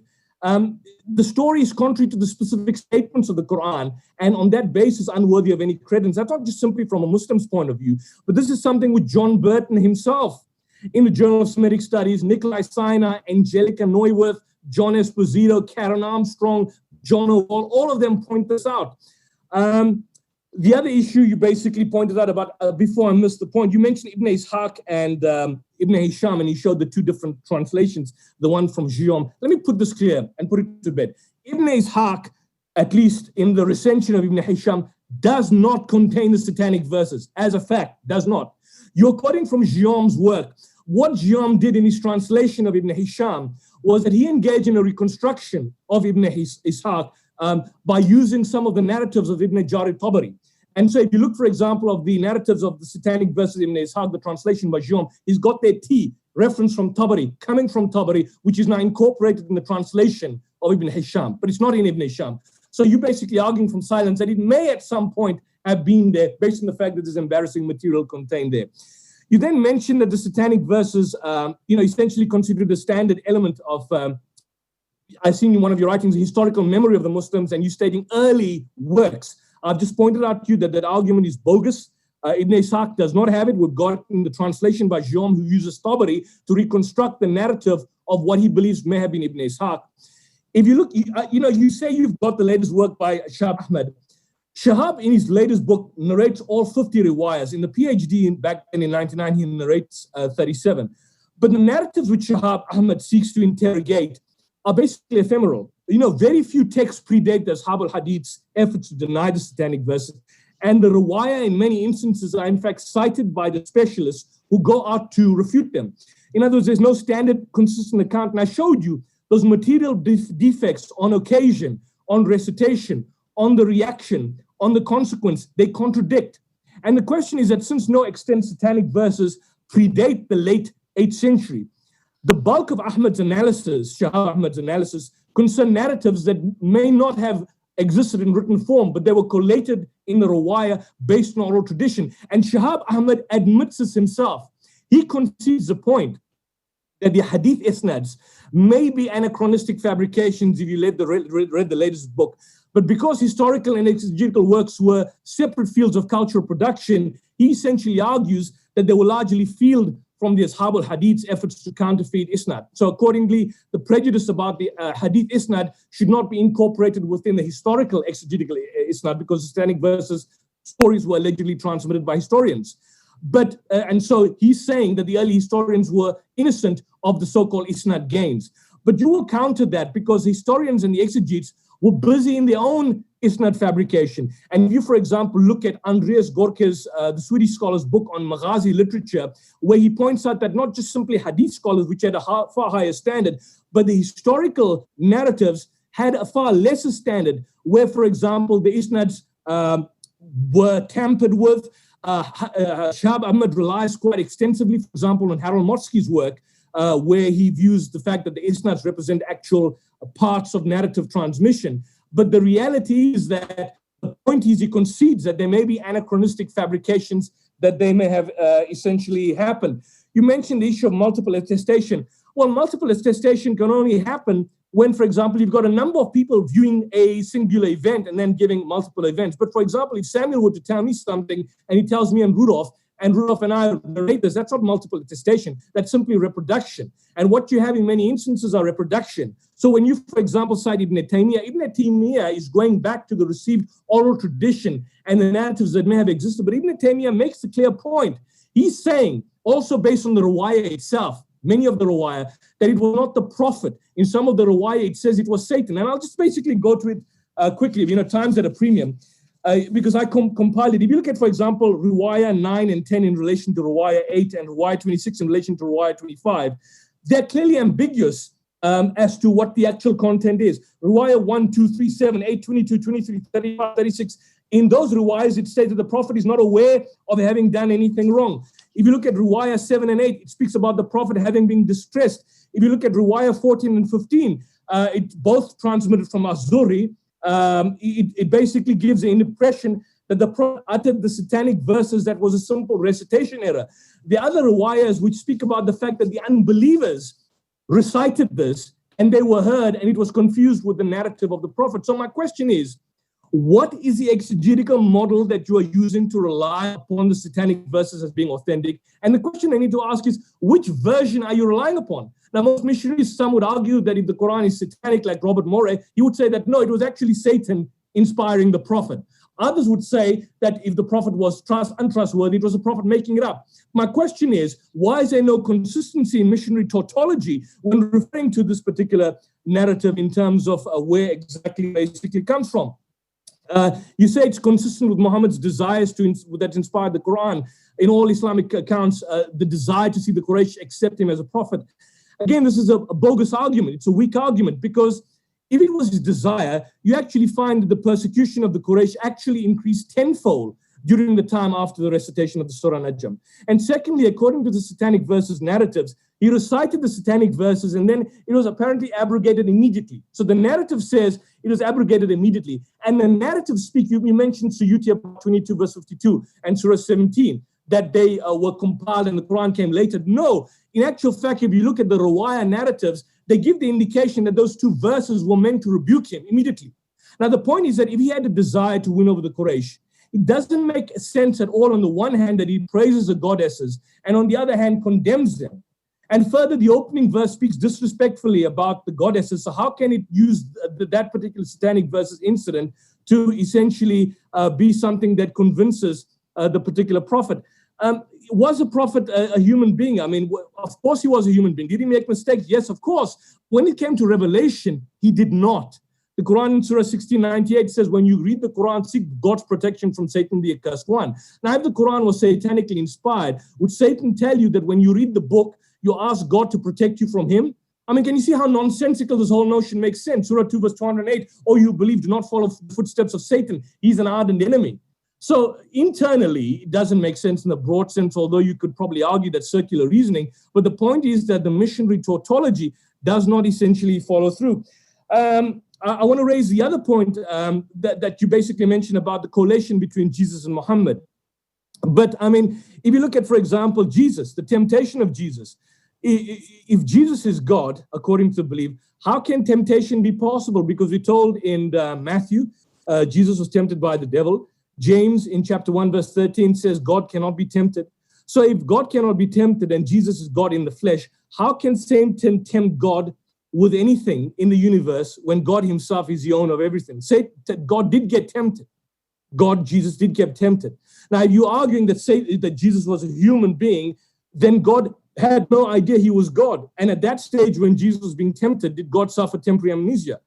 I mean, what was the time when he regained his memory? But can you see how ludicrous this whole thing basically operates? So coming back to the whole point, Samuel, and I think I've got just a few minutes or 1 minute left, is that there are a dozen varying versions. Each version has a different chain of narrations. The Isnaids have been critically examined by both classical and modern scholars, Western scholars, all agree that each version is technically mursal. It goes to a second generation tabi'i. Another narrator, Ibn Qalbi, for example, is relied generally as an unreliable reporter of hadiths. And you cannot get across this particular point that structurally the satanic verses makes no particular sense. If there was any form of credence, it would have created a major scandal amongst the contemporaries in the time of the Prophet. Why did it not? That's a question which hasn't been answered. And therefore, I'm not saying that you have an agenda, but the agenda is basically essentially from the framework in which you're operating from. If many modern Western scholars have rejected the satanic verses of fabrication on the basis of lack of credibility, inadequacy in the narrative, what is your purpose for relying on this? Your purpose is basically to show that the Prophet is not valid, he's not sound, he can fabricate, and on that basis, we need to turn to the gospel. But I'm saying that's a very bad, weak way in terms of which you basically operate this narrative. And so there's nothing in substance, in conclusion, in which Samuel said that rebuts anything that I've said. I apologize for the noise. We've got a thunderstorm happening here. So I hope I'm quite clear in my communications to you. I think my time is up, Samuel. Thank you. It's up. You're absolutely right. It is up. Okay, now for the 15-minute cross-examination. I think I discussed with Samuel beforehand, Yusuf, that you're going to cross-examine Samuel first, and then over to Samuel, then again to cross-examine you for 15 minutes. Let me just say, please remember, question, and please, if you can, a 2-minute answer. Otherwise, we are only going to get in to 3 questions, probably, if you take 5 minutes to answer it. So please, if you can, keep your answers short. I know it's a technical discussion, but if you could do so, that will help the conversation to move on a little bit better. So, Yusuf, over to you. You are welcome to ask your questions to Samuel. Rolf, just quickly, my sound, there's a big noise, there's a big storm here. Am I coming out clear, or is there interference? Because there's a slight interference from your side. Okay. You're fine. You're fine. Are we ready to go? You can go. Okay. Samuel, I want to be as quick as possible. The first issue, the prelude to my question, is that if you look at many scholars, more particularly Mufti Muhammad Abdu, he says linguistically, the satanic verses make no sense because, as a compromise, because the word Quranic, which is trains, has never been used in pre-Islamic poetry to refer to the idols. That this incident would be the first time it's found in the story. Now, the question I need to ask is that if the devil if the devil wanted to fool the pagans, or the Prophet wanted to compromise, why would he choose a word they did not ordinarily recognize in referring to deities which they would basically venerate and worship? Well, I guess I just don't accept the conclusions of that research, because if that is the case, that the high-flying cranes, the Quranic, if that is the first reference of the word that we find in the Islamic literature, well, it just is. I mean, the first reference of a word has to be at some point. And so if that's the first reference of the word, that's it. Just because we may not have it in pre-Islamic poetry, which is fairly scant, this is the first appearance. I just don't see that as being an argument against it. Yeah, but do you not see a problem with this? Because on the one hand, people are arguing that the satanic verses was a form of a historical compromise. Now, when you use the word Quranic in reference to the idols, a term which was not used, I'm using a term to praise you, which is unheard of in your vocabulary or your motif or your understanding in praising the idols for that particular matter. It doesn't actually make sense. Why would he choose a word, or why would Satan want to fool the pagans with a word that they would not ordinarily recognize? Can you see the problem that we have in that particular notion? Well, I'm saying that they may well have known it, and I don't see. It's an argument from silence that they didn't know it, right? It's an argument from silence. Can you show me a single pre-Islamic poetic work that you're aware of, including the Mu'allaqat, where the idols were referred to as Quranic? Yeah, I don't need to, because there just needs to be, like, the first reference is what we have here, and this is just the first reference. That doesn't mean that it's not genuine. It was obviously understood by the people of the late first century, amongst the Muslims of the late first century, who were writing these things down. So it's within that first century, the word is definitely understood by the people in Mecca and Medina. So I just don't see a problem here. That particular point, you don't have any evidence to show that the Quranic was used by the pagans, correct? You've got no evidence on you right now. Well, it's an argument from silence. So, sorry, I've got the evidence that it was understood. But the argument from silence is on your part, because you cannot basically present. I'm not appealing to the satanic versus story. You're appealing to it. I'm not. So the argument from silence is on your part, not on mine. Sorry, the argument from silence is not on my part, because I'm saying that the word is being used in the late 1st century and the Muslims understand it. The people in those regions where Muhammad was understood that word. And so, no, you're making the argument from silence, not me. Okay, so then can you at least agree to this point that all the narratives that we have on the satanic verses, the riwayah, do not predate the late 8th century? Do not, well, the late 8th century. That's, well, I mean, 8th century, 2nd century from the Islamic, do you have any narratives earlier than that? Well, the narratives are coming from books like Ibn Ishaq and Ibn Sa'd, as I said, and the whole range of the other ones that are put out in Sahab Ahmed's book. Now, he says, and I gave those quotes, that at the beginning of the writing of the history of Islam and the biographies of Muhammad's life, the magazines of his life, of the first lots of tafsir, that the satanic verses are in those. So but that's just what the expert says. He says it's in the first writings of the Islamic histories. Which date to the 8th century, 200 years after the Prophet. The reality is it's about 200 years. Do you agree that missionaries and people who rely on this are relying on scattered texts that date 200 years after the Prophet? That's all I want to know from you. No, well, Ibn Ishaq's not 200 years after Muhammad. The recension of Ibn Hisham is 200 years later.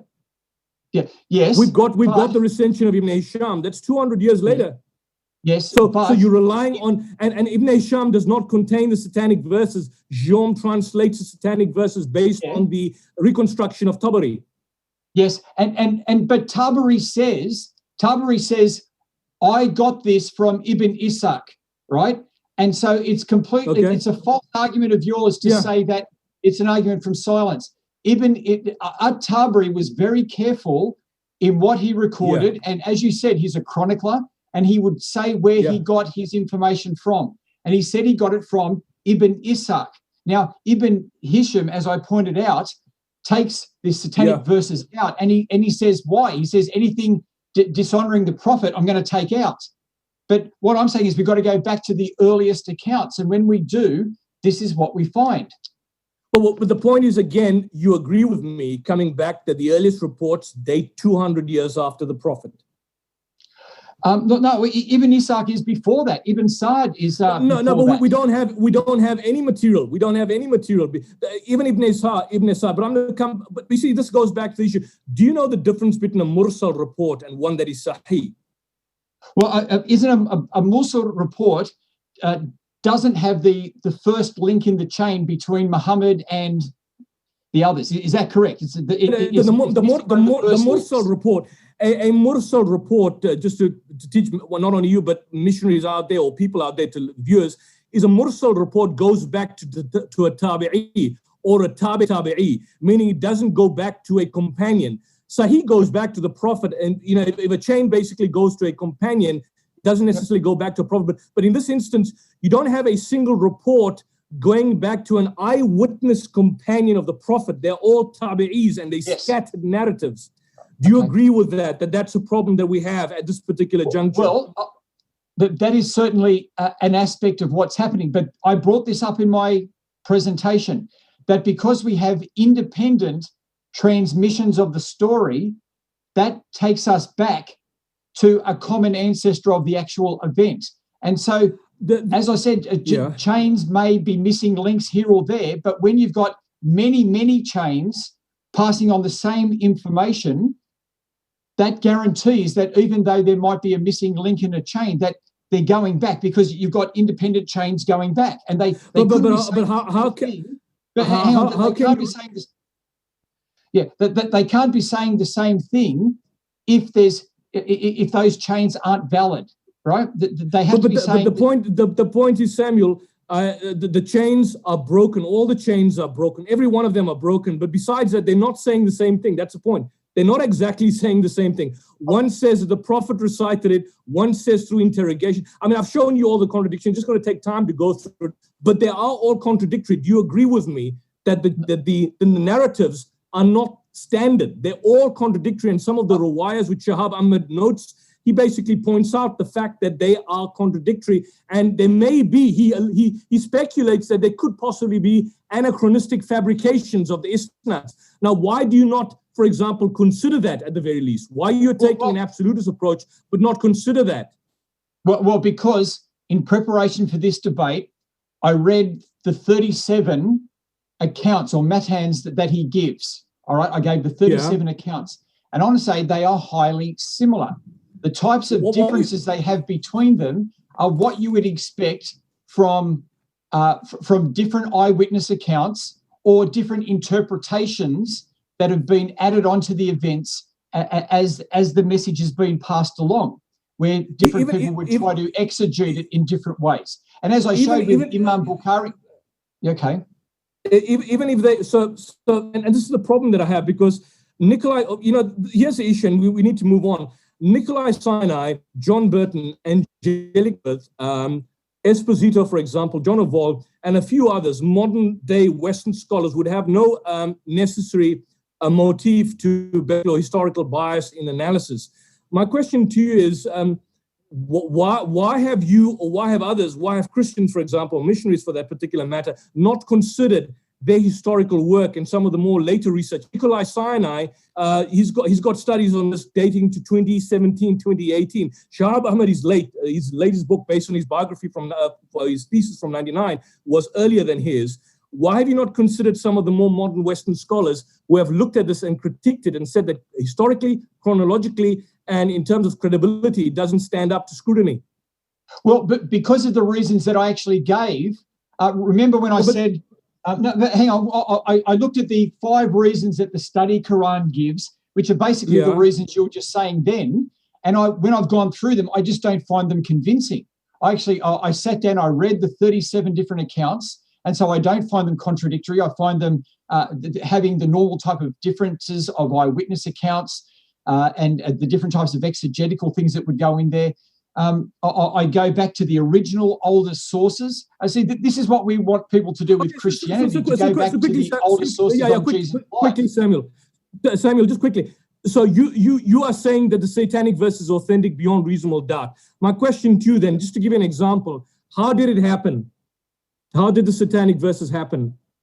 Okay, well, Muhammad is in Mecca, and he's trying to win over the Meccans, and they're not responding to him, and he's adapting. But now the question is, the question is, which narrative are you accepting? Which riwayah are you appealing to? Which riwayah? There are 50 riwayahs, not 37. There are 50. My question is, which of the 50 riwayahs are you appealing to bolster the credibility for the Satanic verses? Which one? Well, I'm looking. You've just said there's 50. I'm saying that's pretty good. If you've got 50 traditions being passed on at that event. But the 50 are contradictory. Samuel, the 50 are contradictory. That's the point. I mean, was he talking to the unbelievers? Was he talking to his companions? Was it someone else that mentioned it? Was it Satan? Was the prophet approached by the unbelievers to make the concession? Can I answer that? Which one is it? Yeah, which one is it? Yeah, well, when you read them, you get different aspects. First of all, they're highly similar, right? You can't get away from the fact that they're highly similar. There are differences in detail, but that's what I would expect from different independent historical accounts. I'm not expecting independent historical accounts to be identical. I'm expecting them to pick up different amounts. These complement each other. They're not contradictory. And so I just find... What's the source? But if you say independent, hang on, Sam, if you say independent and you looked at the criterion of embarrassment, you've got the riwayahs, but who's the source? That's a question. Who is the source for this? Do you know the source? Well, I'm just going by... You don't know the source. I'm just going from Shahab Ahmed's work, who actually details out his independent works. But what Shahab Ahmed does is that he lists all the 50 riwayahs, but at the end of the day, he speculates and concedes that they can't... I mean, these are just narratives circulating around post 200 years after the event. We don't have a source for this. No, that's not what he says. We don't have a source. That's not what he says. He speculates. He says that in all probability, they've got a different standard compared to the Ashab al-Hadith in terms of the Isnad narratives and the criteria, but they could be anachronistic fabrications. He admits that at the very least. But I mean, I want to go on. I want to go on because time's running out. Surah 53. Okay. I'll bring the code. I want you to get a copy of this book. Sorry, guys. Just hold on. Just hold on. Yeah. Sorry, guys. Just hold on. Yusuf, it just makes for terrible viewing on YouTube if you speak over each other. So just allow each other to answer. So you post the question to Samuel. I just paused the time. And you still have a lot of time, so let him just answer. Otherwise, it just sounds a bit flustered and rushed. Thanks, guys. How much time do I have, Rudolph? You've got 2 minutes. Wow. Okay. Okay. Let me just go through this. There's two issues which I want you to deal with. One, the chronology. The riwayahs make mention of the fact that Surah 22:52 and Surah 17 verse 73 were revealed to rebuke the Prophet. The riwayahs do mention that. But historically, all scholars mention that it dates at least 8 years later, sometimes in the first year of Hijrah. Now, taking that into account and taking, for example, the reconstruction that was done by Nikolai Sinai, for example, based on the fact that the reconstructions don't make sense, can you for certainty say, in view of the doubts that I have already cast, based on the so-called hypothetical reconstructions and the chronological incredulity, can you without reasonable doubt state that there may be possibly a doubt on these narratives from your side, not from mine? I'm saying it's doubtful beyond reasonable doubt. Are you allowed to speculate? Are you prepared to concede that there may be a doubt? Well, that depends on how I understand Surah 17. What was it? Surah 17 and chapter Surah 22. I can't remember the exact verses now. Yeah. Now 22:52. But what we find when we read the hadith, and we find this in Bukhari and elsewhere, is that when there's an event, as that story is passed on, often the Muslims who are passing the story on exegete that story. They exegete it by putting in verses from the Quran to explain it. And you find that I quoted one of Aisha referring to Surah 33, verse 51, where it has the verse and then it has Aisha saying it, and it's a type of exegesis. And so verses are put in, and so that's what I see happening there. And that's what Shahab Ahmed says. But some of the riwayahs, quickly. The exegetes put these verses in to explain the story, and they may come from elsewhere in the Quran. Well, just quickly, some of the riwayahs state that those verses were revealed immediately after. Chronologically, it cannot make sense. But the reconstruction, what do you say about the reconstruction? How do you deal with that? How do you deal with the fact that the reconstruction makes no sense? Well, I'm saying that the reconstruction does make sense because what we have here is an event that Muslims are trying to explain. And they're explaining it over time. The riwayahs, the transmissions may differ as Muslims try to explain this. But the praise and the condemnation, the praise and the condemnation, how do you explain the praise on the one hand, condemnation, praise, condemnation, guys, linguistically? Sorry, time's up. Okay. Sorry, yes. Okay. Listen, that was a bit flustered, I'll be honest. But Samuel, over to you, 15 minutes to cross-examine yourself. All right. Thank you for that and for the opportunity now to ask some questions. Now, as I pointed out, because in the chain of narration for the Quran that people use, the Hafs translation, Hafs is counted as unreliable by Imam Muslim. Now, if he's unreliable, it just seems to me that you're using two different standards. You know, you want to be critical of the chains of the satanic verses, but when it comes to the Quran and there's an unreliable man who's counted unreliable by Imam Muslim, but you're still going to accept his transmission. So just your comments on that. Okay, so firstly, just quickly, the writer doesn't say that Hafs is unreliable insofar as a chain of transmission pertaining to the Quran itself is concerned. He speaks about him as unreliable in a general sense, looking at the quotation you gave. Secondly, even on the assumption that he was unreliable, which doesn't make sense, on the basis of the transmission of the Quran, you've got other Qurans, for example, in North Africa. If you were to go to Morocco, unfortunately, I didn't bring it yet. I didn't know we were going to do this.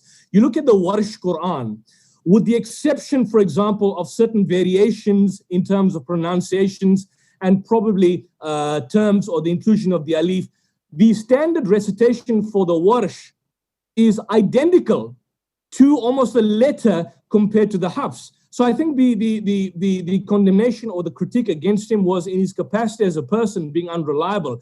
But as I understand, there was no direct attack against him in his capacity insofar as the transmission pertaining to the Quran is concerned. And even if the attack was there in the very first instance, it makes no difference, because you can have the Hafs Quran and you can compare it to the Warsh and see if there's any significant differentiation between the two texts, or any, for example, ones, Qalun for that particular matter, or Ibn Kathir. Well, I mean, they're not identical, obviously. Well, I mean, they're not identical, but in a general sense, they're the same thing. I mean, Alhamdulillah, Rabbil Alameen, Malik Yawmiddin, Malik Yawmiddin, yes. They're the same. And so the point is, what I see is that he's been attacked on the basis of him as a person. Now, in relation to satanic verse, and I think you're trying to create an equivocation, we're not simply attacking them on the basis of the credibility of them as individuals. We're going to the root source and attacking the narratives itself.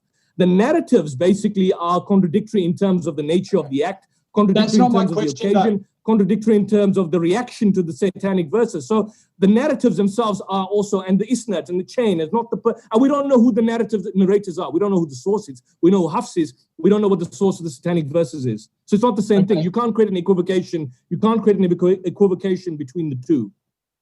Okay. Well, obviously, I feel that if a man's unreliable, if a man's counted as unreliable, that's his character. Anyway, we'll move on from there. Okay, but let's assume it is. Okay. Yeah. I quoted a hadith in which Muhammad recited Surah 4, verse 95, and he said, "Not equal are those who sit to those who go out and fight in Allah's cause."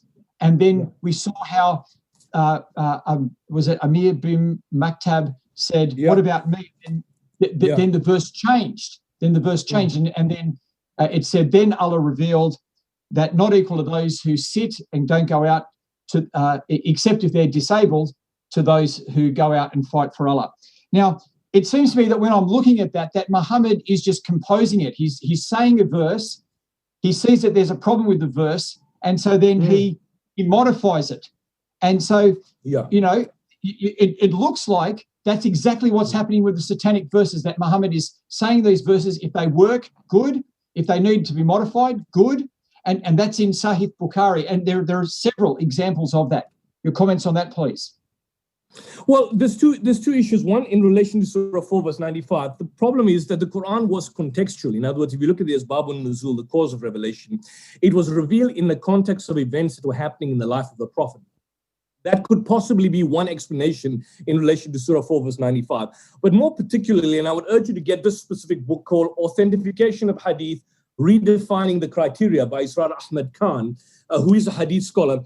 And what he points out is that more often than not, you have things which are called, loosely speaking, vaticinium ex eventu, prophecies after the event or incidents after the event, where, for example, you have got a Quranic narrative or a Quranic verse, and later on, you've got a particular hadith narrative which seeks to provide some degree of explanation in terms of how that specific verse came about, or what was the historical context and background of that particular verse.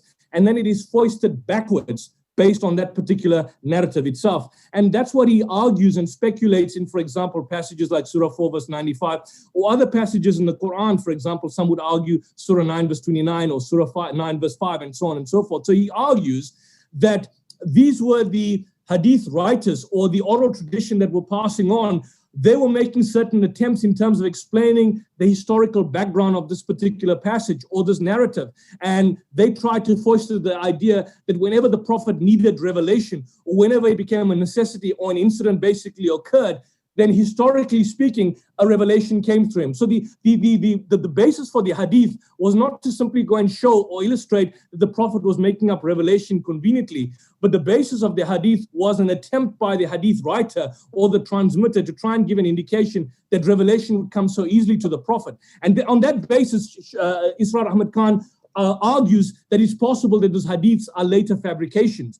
But based on that, if you're now trying to create an equivocation with the satanic verses make no sense because... Yeah. Sorry, you've just made a big claim there. I've just quoted a Sahih Bukhari hadith from Bukhari, which showed that Muhammad recited a verse one way, and then he recited it, and then after getting feedback from people, he recited it another way. And you're saying that is just an invented story and it's not real. That's what Isra Ahmad Khan alludes to, and that's what many hadith. You know, when you speak about Sahih in relation to Bukhari, Sahih, for example, in relation to the other collections of the Sihah Sitta. For example, in Bukhari itself, you'd have situation of monkeys being stoned for committing adultery. You have a situation where Moses runs naked in front of his community and takes a bath. You have issues where Solomon, for example, has sex with 100 women in one. There are a lot of questionable material, even in Bukhari itself. And what the argument being presented is that not a lot of the material have to be examined and have to obviously be critically analyzed in light of this particular Quranic narrative. Now, the point I'm making is that the hadith is very convenient in terms of wanting to explain how revelation happened. And I think the point you're trying to emphasize is that in a similar fashion, that's how the satanic verses happened. The problem we have is that there is no inkling of a trace of the satanic verses in the Quran or in the hadith literature for you to reach that particular conclusion. So the problem we have is that if there was a historical compromise, then the historical compromise was inconsequential, because on the one hand, there is a historical compromise, and in the next hand, there is a condemnation. It doesn't make any sense whatsoever. Yeah, okay, hang on. Can I ask you? You're talking for long periods here. Okay. And I've got questions I want to get through. Now, sure. From what you were just saying about Bukhari, and in your rebuttal of me, you said none of the 6 main collectors of hadiths, of the Sahih hadiths, have the satanic verses. Now, first of all, that's not true. I showed Bukhari's Bukhari's retelling of the story, because he retells how Muhammad... It doesn't contain it. It doesn't contain it. He talks about Muhammad reciting Surah 53 and the pagans falling down and bowing. It's just everything else is stripped away. So what else is that referring to? Well, why would he strip it away? Why? I don't want to question you, but the rhetorical question, why would he strip it away? Was he embarrassed? Yeah, well, yes, for the reason that I pointed out that for the reasons that I pointed out with Ibn Hisham, where Ibn Hisham said he's not going to pass on something that's not reliable. But hang on, I want to come down on what you were just saying on Bukhari, because you were saying to me that Bukhari's got these fabrications and all these things in it, but Bukhari has... Well, does it have it? I mean, does it have, for example, Moses running naked in the community, volume 1, hadith number 277, or volume 4, hadith number 74? Does it have that or not? Let me finish. You're the one saying this. Bukhari has impeccable chains. Bukhari is the one who goes through and gets all the perfect chains. And then what I'm saying now is, in Bukhari, you've got perfect chains, but you're now rejecting Bukhari. Hang on, let me finish. Not all. Yeah, for most Muslims, Bukhari is there because he checked all the chains and he didn't let anything in that didn't have a good chain. But you're now rejecting it because it doesn't seem suitable to what you believe. And that's exactly what I'm saying. I think, Samuel, you're missing the point. I said in a general sense, Bukhari has impeccable chains, but you also have to look at the criteria of the matan, which is the actual text itself. Now, if you, for example, look at the story of the monkeys committing adultery, you're probably familiar with that, where monkeys were stoned. It's a pre-Islamic incident during the days of Jahiliyyah that doesn't have an impeccable chain. It only goes back to a Sahabi, but in fact, it's a questionable chain. The isnad is questionable. So in a general sense, Bukhari has a stronger chain. But in certain respects, not every single hadith. So you'd probably have 90%. You'd have 10% or maybe 80%, for example, of Bukhari having impeccable chains. You've got another 20% that doesn't. So in a general sense, but I'm saying that the Maghazi literature and the historical material have absolutely no chain. They are mursal. They are basically by the tabi'i. They don't even go back to a companion. So you can't compare a report that goes to the companion with a report that goes to a tabi'i. It's not the same thing. You're comparing pork and cheese. You're comparing apples and oranges. Okay, now my last point is you quoted to me Surah 69, in which it said that if Muhammad made anything up, Allah would cut his artery. And then I quoted from Bukhari, where it said that that's what happened to him, that he was going, my artery's hurting. I just, how do you view that in Bukhari? Well, I can give you the quotation, the translation by Muhammad Asad, and the actual verses in Surah Muhammad, verse 19, Surah 47, verse 19. فَاعْلَمُوا أَنَّهُ لَا إِلَهَ إِلَّا اللَّهُ وَاسْتَغْفِرُوا لِذَنْبِكَ وَلِلْمُؤْمِنِينَ وَالْمُؤْمِنَاتِ وَاللَّهُ يَعْلَمُ مُتَقَلَّبَكُمْ مَثْوَاكُمْ. And then it basically says, so know that there is no God but Allah, and ask protection for thy sin and for the believing men and the believing women. And Allah knows you're moving about and you're staying in place. what the translator states here is that the Prophet himself and every believer is told to keep praying to Allah for being protected from sins, protection from sins for himself and for all the believers, men as well as women. So it says, ask protection for thy sin and ask protection from sin, from committing sin. Sorry, but that's not the verse I was talking about. It's Surah 47, verse 19. So no, there is no God. No. I was talking. I was speaking about Surah 69 and about Allah. Sorry, hold on a second. Let me turn. I was speaking about a different verse. Anyway, that's our time. That's our time. If Rudolph wants to give us an extension of time, I'd be happy to answer that. Yeah. No. 69 verse. Okay. Sorry about that. No worry. That's all right. Okay, hey guys. Okay. Just for the listeners.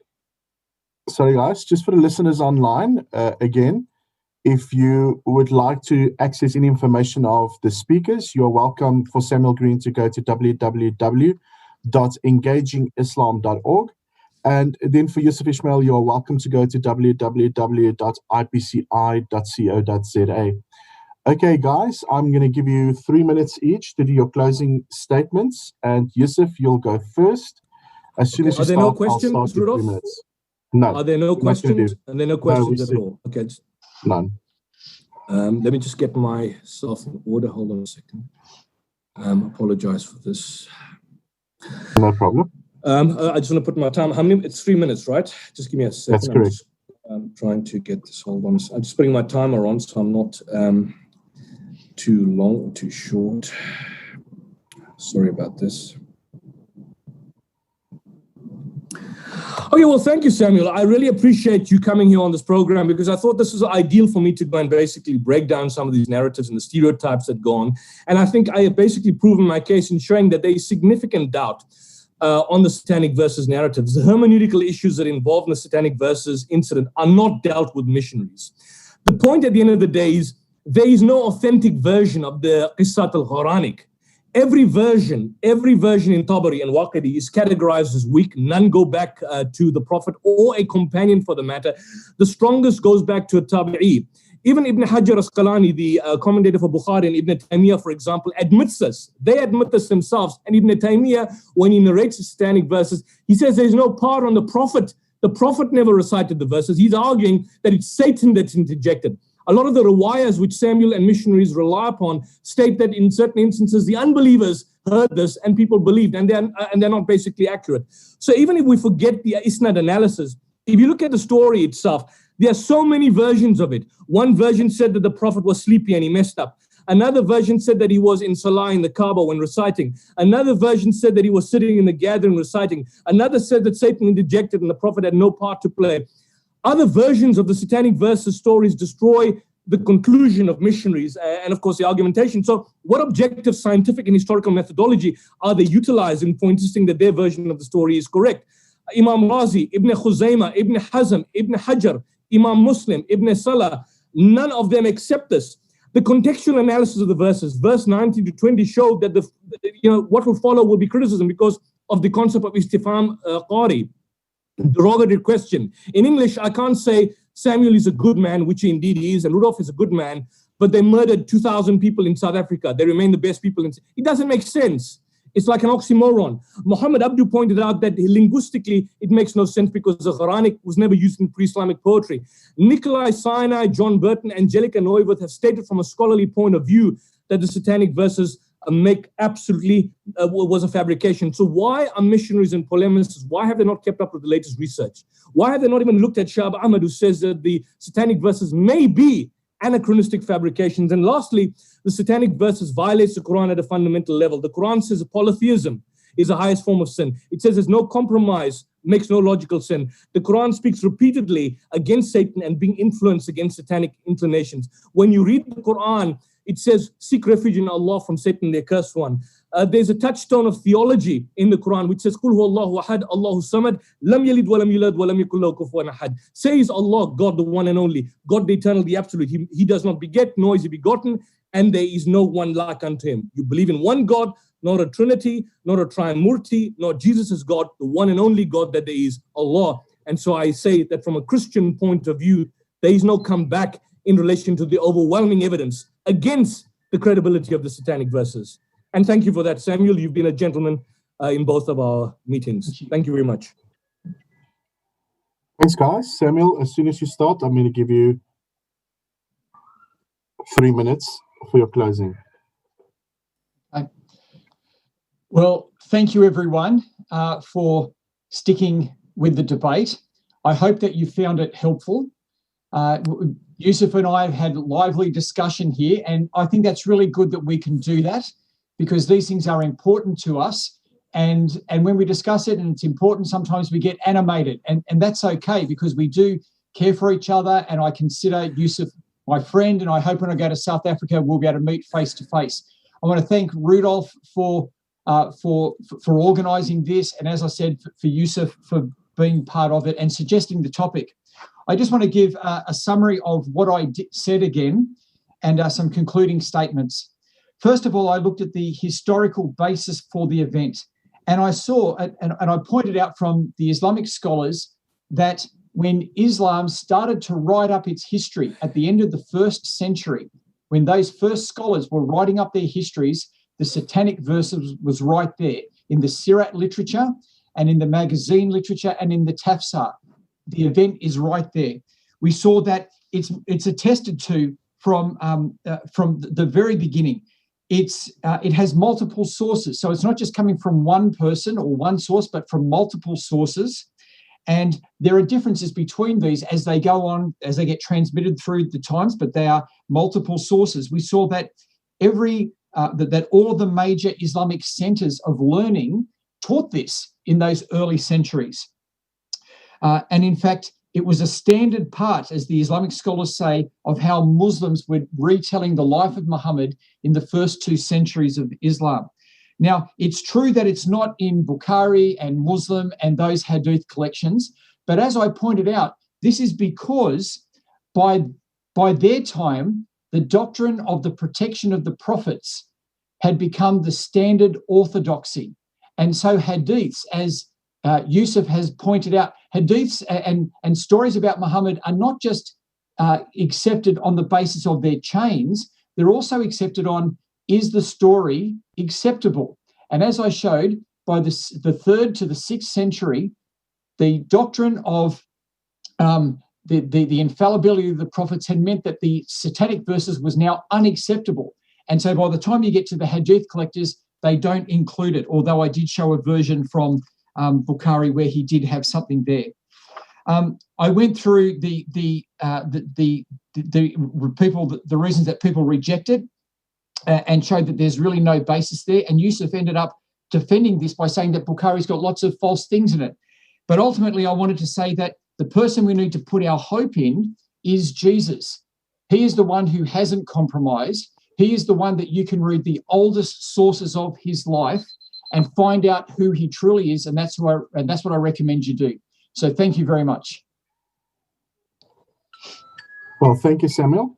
Well, thank you, guys. Obviously, this is always such a pleasure to listen to both of you, and it's always such a pleasure to facilitate these conversations. And, I just realized once more that we need to talk a lot more and listen a lot more to each other. But thank you so much for just the absolute time that you've taken. We had a bit of technical difficulties. Obviously, we had challenges with load shedding in South Africa, and Samuel just stuck around. So, Samuel, thank you for just your patience on that as well. But maybe this can open up the conversation, maybe for future discussions as well. I know that some of the concerns amongst Christians globally is that we are covering the same topics over and over again. It's always about the Trinity, and it's always about Christian topics at hand, and Christians are always on the back foot.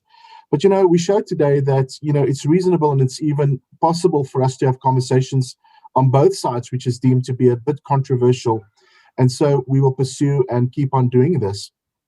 Again, thank you for the listeners. We had a few individuals that listened online, listened on YouTube, and it was actually quite necessary for us to go through that. Sorry, we didn't get to your questions. We just had a challenge, and there's a possibility for load shedding to take place from 12. So we really just wanted to wrap it up and get the conversations and the comments and the arguments in. But if you have any further questions, you are welcome to engage with the scholars, and you're welcome to engage with every individual speaker on their web pages as well. You're welcome to email them as well. And hopefully we will have other discussions as well. And looking forward to those. And guys, thank you once more for your time. Yusuf, thank you for going today, which is a Saturday. And Samuel, thank you for yourself as well. And we will definitely do this again. Samuel, hopefully in the near future, you can come to South Africa. You will really love South Africa. And it will be wonderful to take you around and to show you everything around this side as well. But thank you to everybody online. Thank you to your speakers. And thank you as well for the persons that are always doing the work behind the scenes, to Ahmed, that in actual fact allowed for us to run this smoothly without technical glitches. It's only successful because of the individuals that are working in the background. So thank you to you guys as well. Obviously, thanks to Adila as well for always helping, arranging everything. She's an absolute brilliant star. And thanks to her as well, Yusuf. And speak to you guys again and have a lovely Saturday. We're going to have a braai now, even though it's winter and the wind is blowing. We're going to put some firewood together and we're going to have a good braai. So enjoy, guys, and speak with you again. Thank you, sir. Thank you, Rudolph. You've been generous. You've been a fantastic moderator. Really appreciate that. Thank you, Rudolph. Yes. You're welcome.